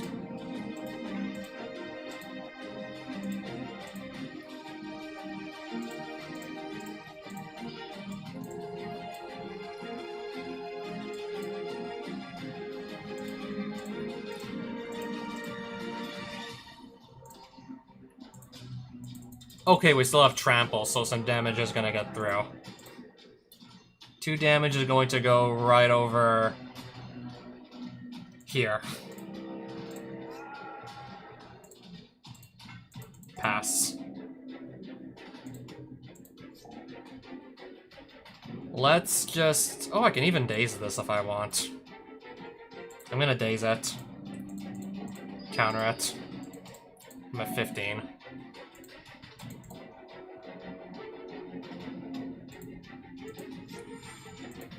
Okay, sure, play a land, I guess.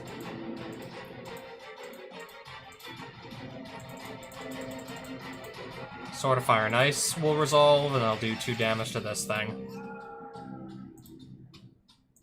And pass. Slivers of Double Strike.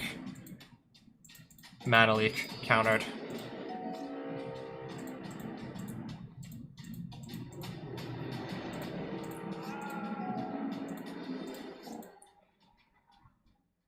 Sure.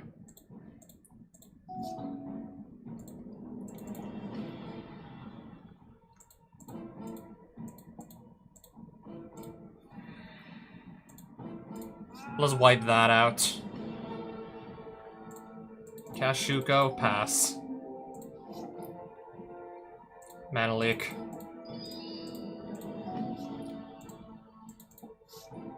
Okay, there's Nadu. And with that, the game should pretty much be over.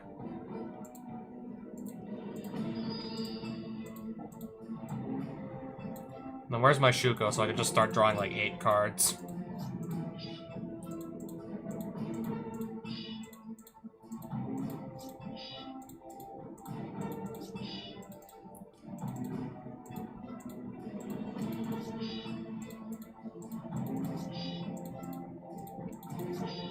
Took a while to get here, but now that we did, there's no way we lose.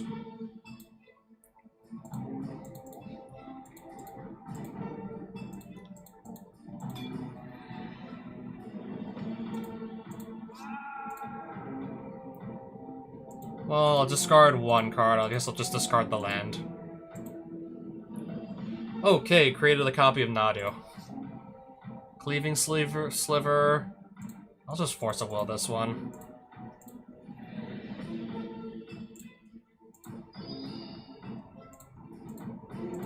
Source the Plowshares.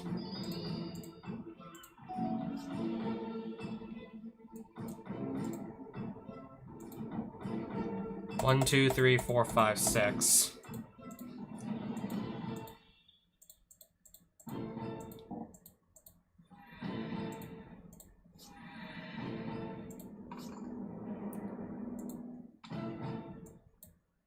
I'm gonna play Mox Pearl. And pass.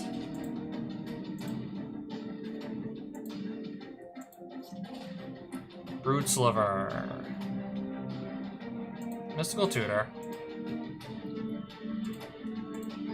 Can I still hold priority?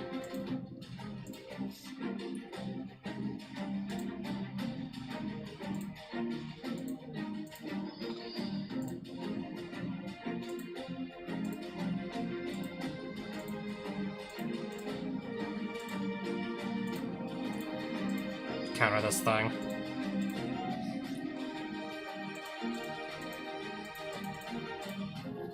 Next game.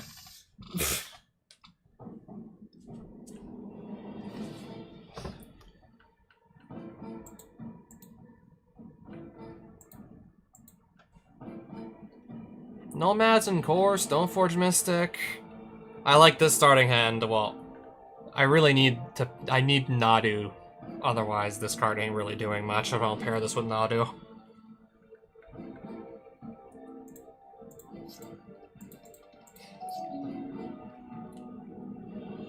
Let's start with, yeah, let's just do Mox Opal, turn 1 Stoneforge, have Cauldron Complete ready for turn 2. So clearly the Sliver Queen is not running any equipment.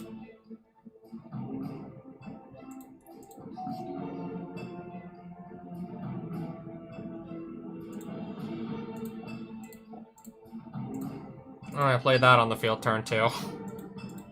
I guess we'll attack with it. Do 5. Horn Sliver. Slivers have Trample.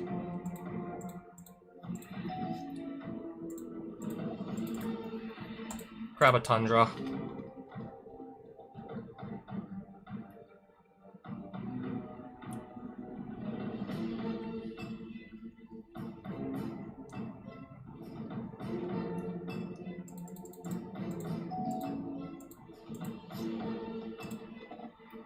Sliver Hive Lord. This can tap to make mana, right? So let's just see if that's the case.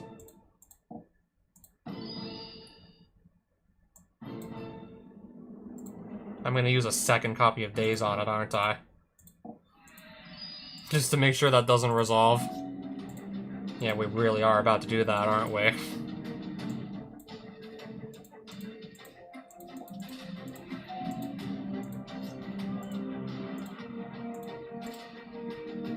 Okay, so I'm taking just 2 here, apparently. Sliver Overlord.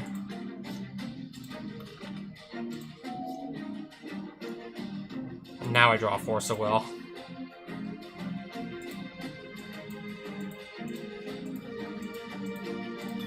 Oh, nice.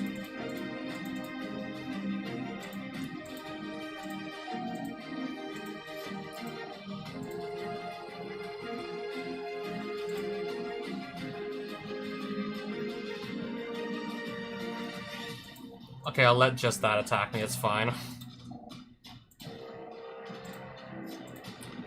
Alright, we got another Sliver Overlord. Meanwhile, I'm still looking for a copy of Nadu or anything to really just start getting that card advantage to come in.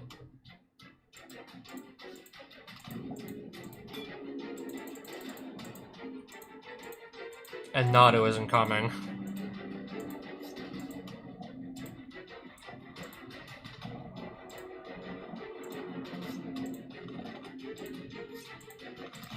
Okay, how many sliver creatures are we searching for here?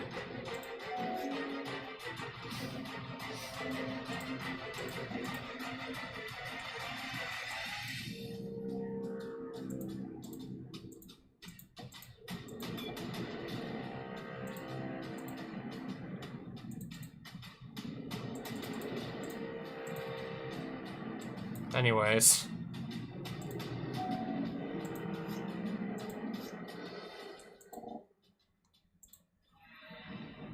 Well, shit. All slivers have double strike. Well, they all have double strike now.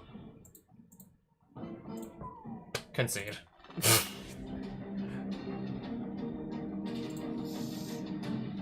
The hand looked really good. And then I didn't run and didn't find a single copy of Nadu to just push it over the top. Just Cauldron Complete was all I really had going for me. That's not doing nowhere near enough. We're going to... let's see.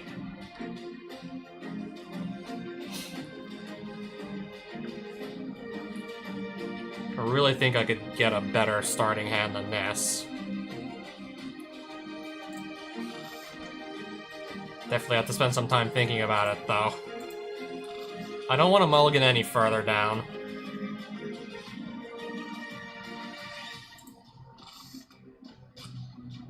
I don't want to go down to like a 5-card starting hand if I can avoid it.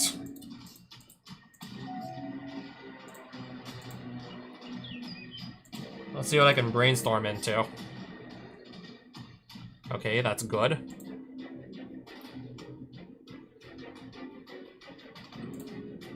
Shuko is going to be kind of silly to keep around if I don't find Nadu to pair with it.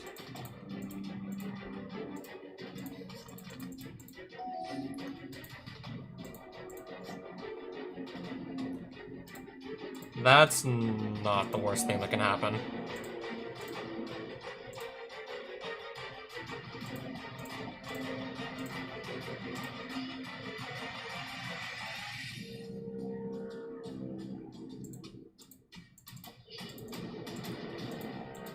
Well, I just did 8 damage in one swing there.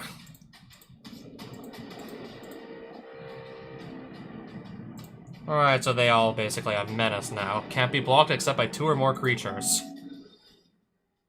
I'm gonna Path to Exile this thing.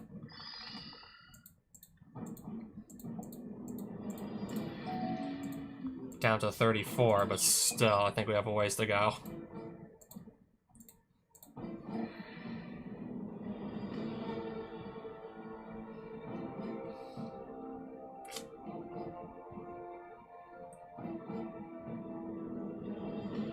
I think I can tank the damage this can deal. I think.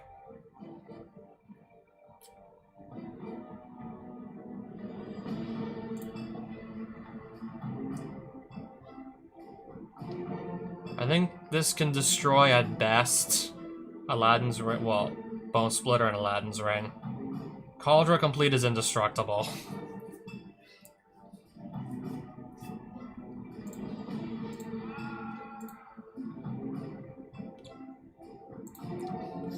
Oko, Thief of Crowns.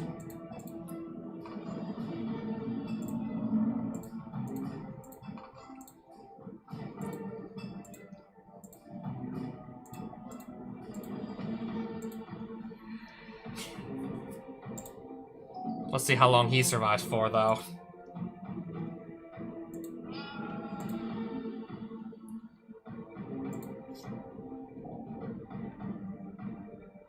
I should probably counter this thing. All slivers get double strike. I'm gonna counter this.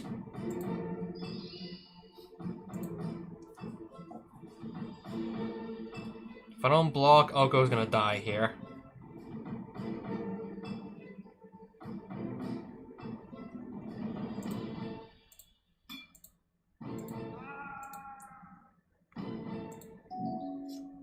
Flooded. Okay, I needed, ideally, not another land card.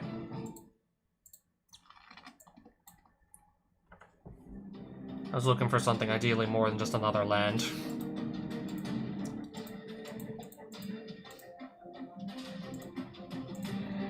Down to But yeah, I'm running out of gas. And the Sliver Queen is not.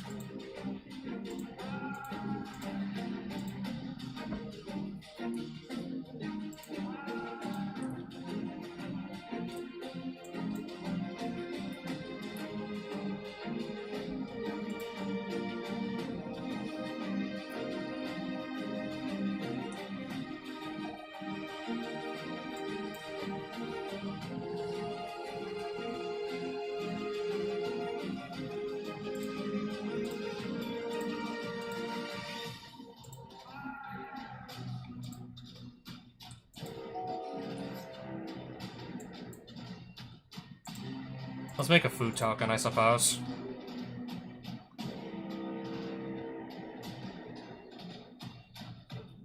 I'm just gonna leave this as a blocker.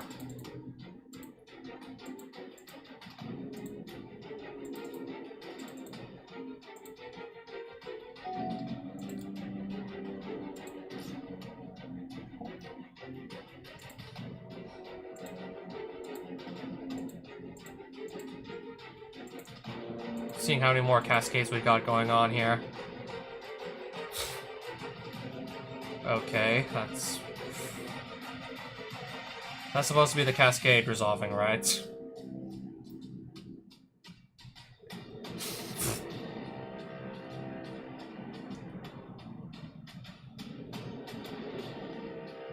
Okay. Move all the cards to exile and then back to the library. Because I guess we will.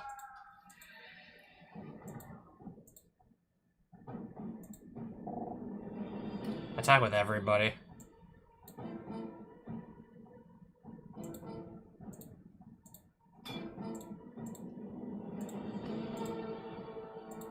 Don't even know if I can survive this still.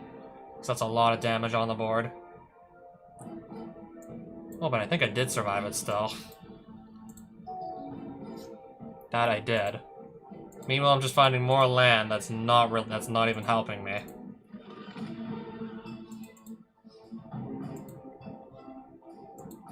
Again, just keep this as a blocker.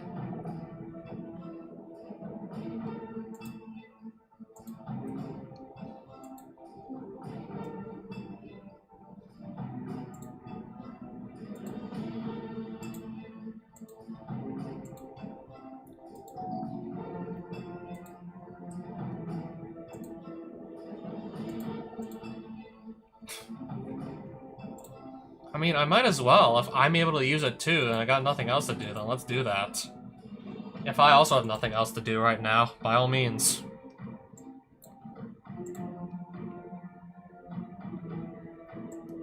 Just seeing who I should block here.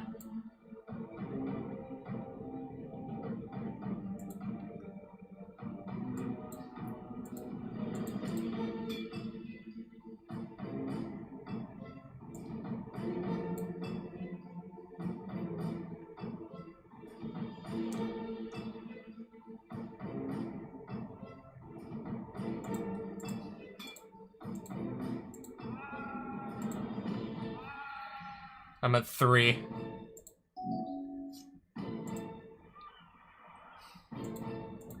I just found like 3-4 lands in a row. No, not after drawing a bunch of lands in a row. I'm gonna switch back to Dimir Reanimator. So it's clear that wasn't gonna work.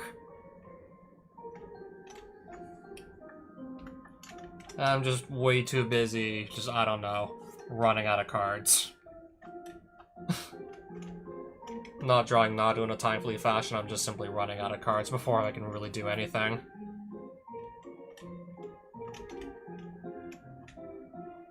Yeah, let's just switch decks and then redo this boss after swapping decks. Yeah, let's do this alright. Switch to Reanimator.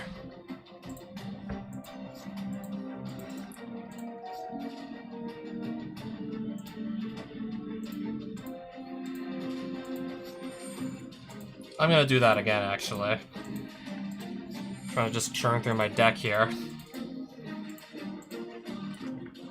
Yeah, once I complete this, I'm probably just gonna end this. More likely than not, just gonna end the stream once this is complete. And then I can just bring that back, turn 2.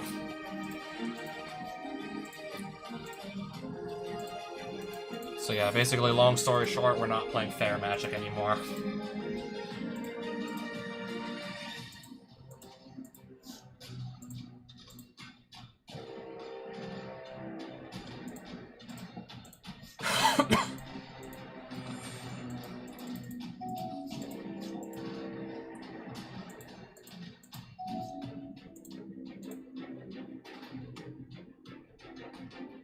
Okay, Yavimaya Cradle of Growth on the Sliver Queen's field. So that's why I could make green if I really wanted to do that. That's if I wanted to.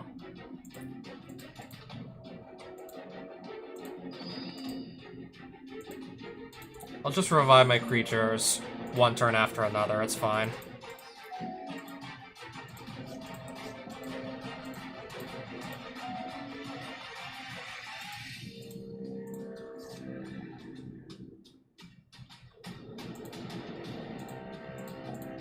Might as well not even wait till next turn to bring Grizzlebrand back, just we'll do it immediately. Okay, this is a swamp, so yeah, like, unblockable. I got Swamp Walk on Shieldred. Okay. Grizzlebrand on the opponent's field, I guess.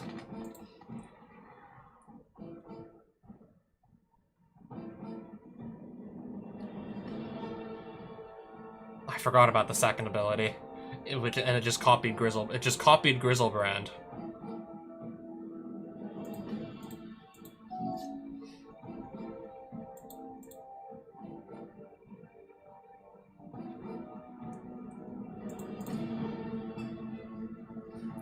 Let me just Alpha Strike and see what ends up happening.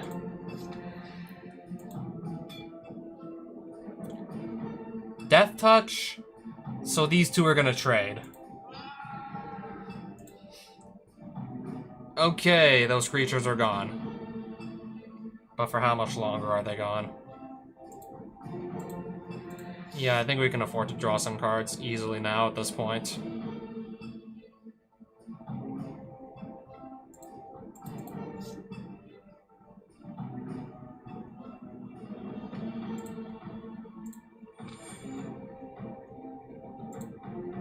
Ugh, might as well. Oh hey, Bazaar of Baghdad can tap for mana. I just realized we can actually tap it for mana if that's what we want to do.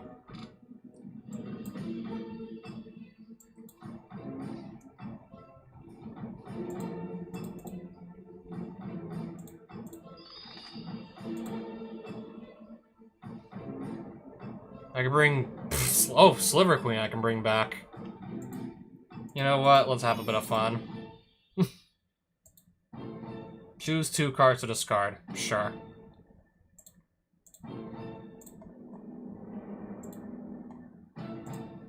I have plenty of cards in my hand already. Okay, Sliver Queen. We made a copy of Sliver Queen. Sliver Queen picked black. All slivers of protection from the chosen color. Wait, my Sliver Queen, where did mine go? Why's mine gone?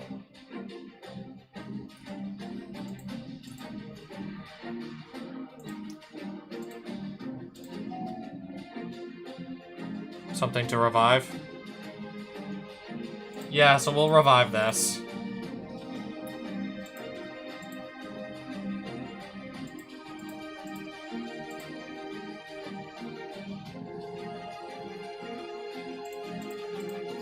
Yeah, let's get 3 cards into our hand there.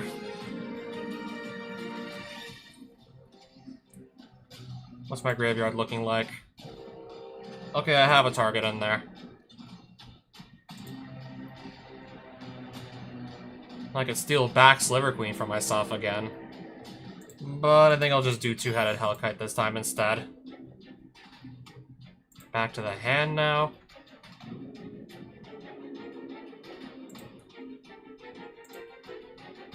Petty Theft. to get that off the field. That's gonna be game. I gotta just do this one more time, and then I'm home free. And with this deck, it really shouldn't be a problem. I mean, especially with this opening hand, I can go get any creature out of my deck and just slam it onto the battlefield. Mox Opal, Polluted Delta, Entomb Reanimate. We can just go to town here.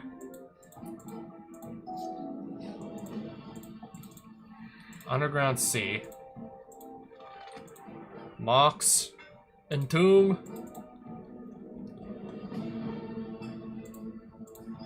Reanimate. Any creature out of my deck, turn 1, just slam it onto the battlefield. Alright, all sliver creatures can't be blocked except by 2 or more creatures.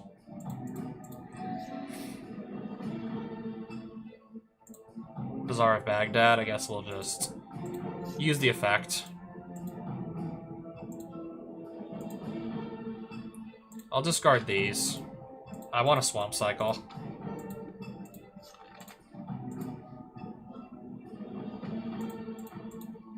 Alright, sure, draw 2 more cards. Mox Sapphire, pass.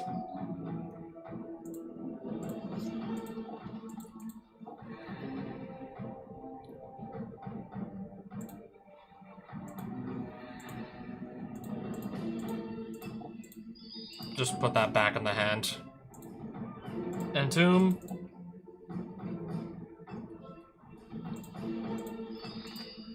And then animate dead this.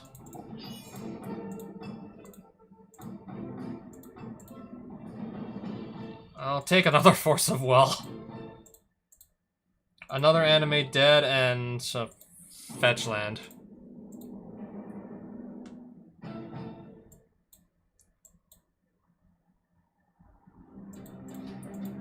And I'll draw 2 more cards.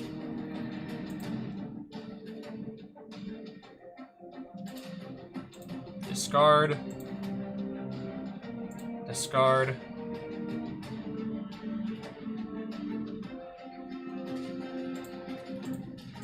I think that's fine. More than enough card advantage to stop whatever the opponent tries to do.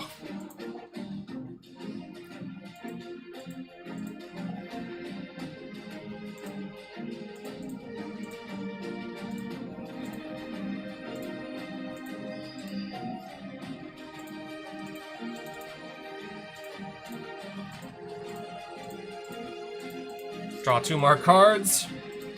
Careful Study. I'll put that in the graveyard.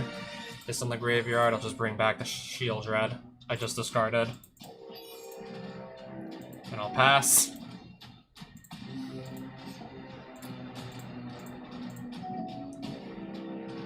I'll bring back...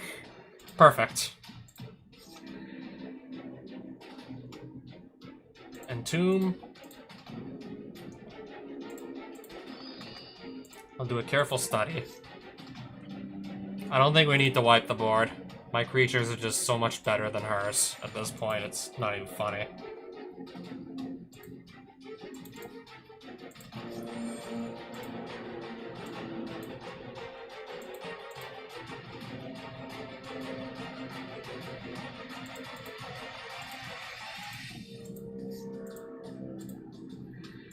Play Mox Jet.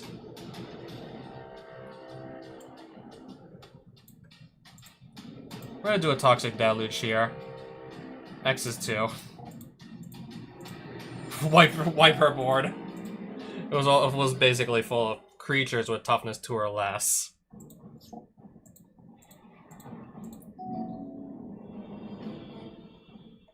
Alright, let's bring back Grizzlebrand.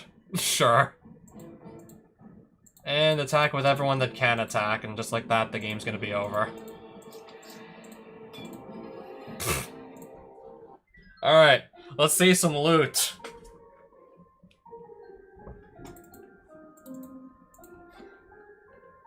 Sliver. Sliver. I mean, this makes perfect sense.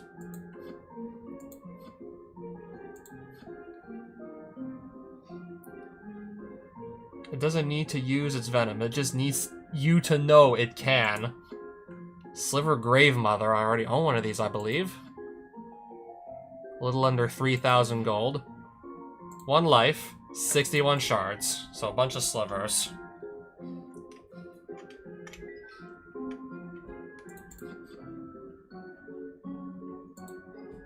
Nothing too exciting here.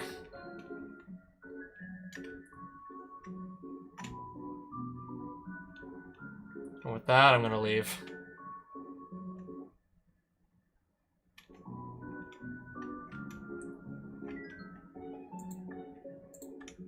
Let's see what this Wounded Sliver has to say now that the Queen has been dispatched of. Though be warned, adventurer, yeah, my children will still defend against any intruder who goes into the skep. Goodbye, adventurer. Okay, so I see he's left.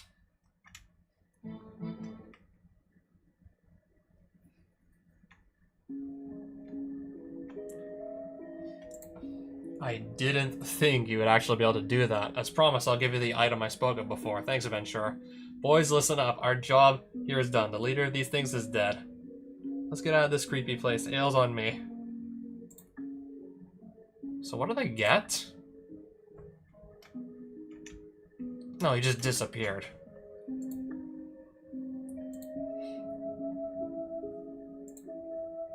That has surely nothing to do with it, right?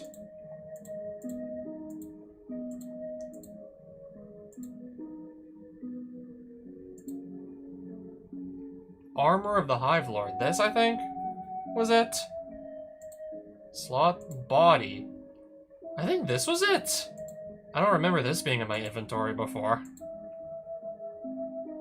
Starting life increased by 5, starting hand 1. 1 extra card, or increase the size of my starting hand by 1?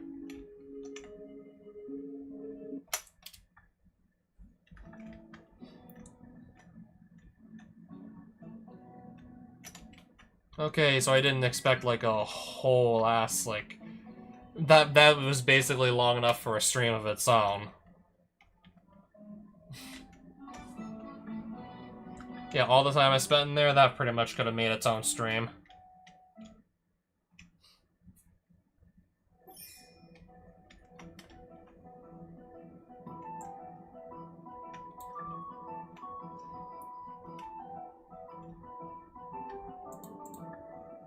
Alright, I got 7,000 more gold.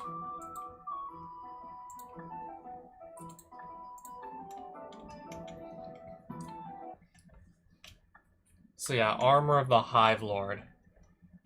Does this seriously make me now have a starting hand of 8 cards instead of 7? Am I reading that correctly? Let's fight this dog and just see. So yeah, 39 starting life. 1 extra from the boss itself, and then 1 extra because I put on a better piece of armor. Starting hand of 8 instead of 7. Yeah, that's just insane in the brain. I think the last thing you guys needed to do for me is give me like a starting hand of 8 cards instead of 7. I mean, with the right deck, 7 is already more than enough.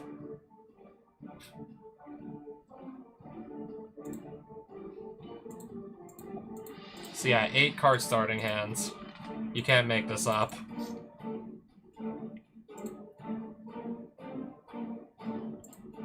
We're gonna probe the dog here. I mean, makes sense. That's what I expect to see in his hand, surely.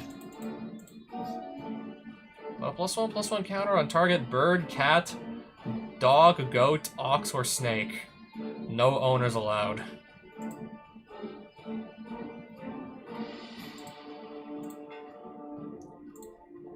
Swamp Cycle.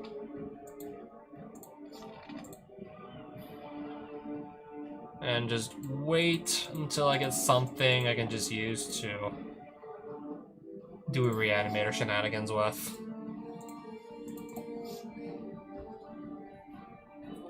I think we're already ready to just go off to the races here.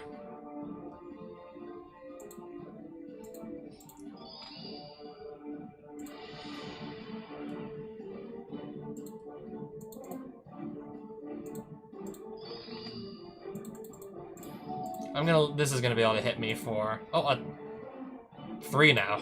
Alright, you can hit me for 3.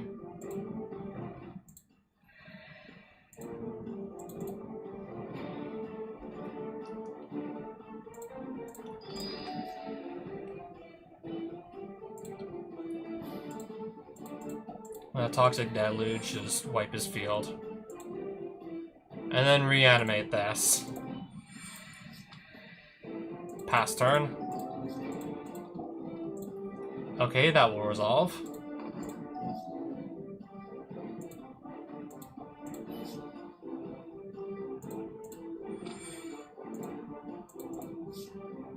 Okay, we found an animated dead in our top 3.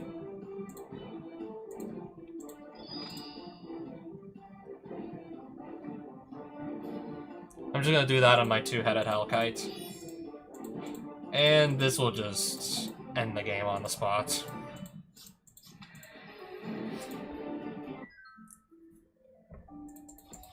And make it nice and quick.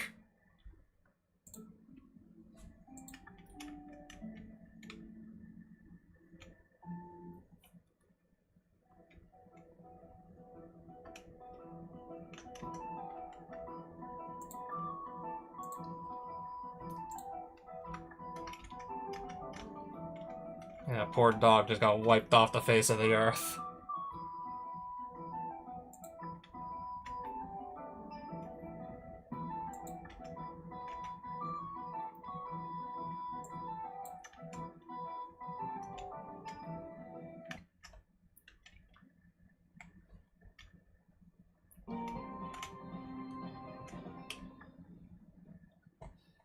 Okay, now it's been...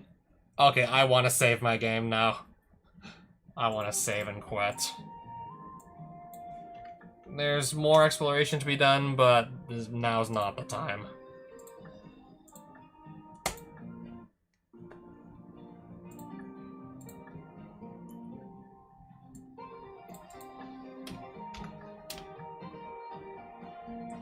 Anyways, yeah, I've had enough. Especially with that one game against that Black Sliver, because I thought it would be a good idea to do a Sliver mirror match. So yeah, anyways, before I go. So how long did that game drag on for? We even did like a whole like Modern Horizons 2 booster draft as well.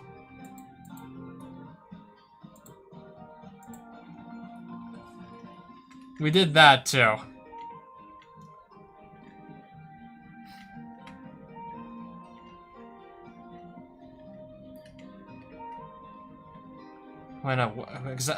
About when did I actually start that game against that Black Sliver? With the Sliver deck of my own. That was a huge mistake.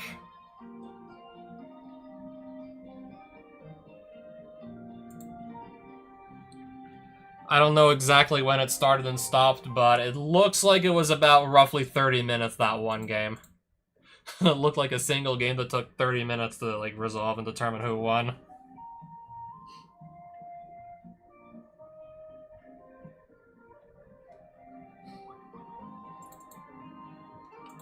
Yeah, compared to like the games I'm just playing my Reanimator deck, it's probably just over in a matter of minutes, most likely. So yeah, that was a good stream. Well, maybe not the duel with the Sliver mirror match, but yeah, it's been a good time. But yeah, considering just how overpowered like my decks are getting with all the cards I have and all the perks I've been picking up just by defeating all these bosses, I'm thinking sooner or later it just might be time to start Forge fresh, so it's actually more challenging. Start with a brand new pile deck and then try and build our way back up again. Yeah, we'll see when I want to just start fresh on Forge. Because this is getting, yeah, this has been way too easy for, like, this has been way too easy for, like, at least a month or two now.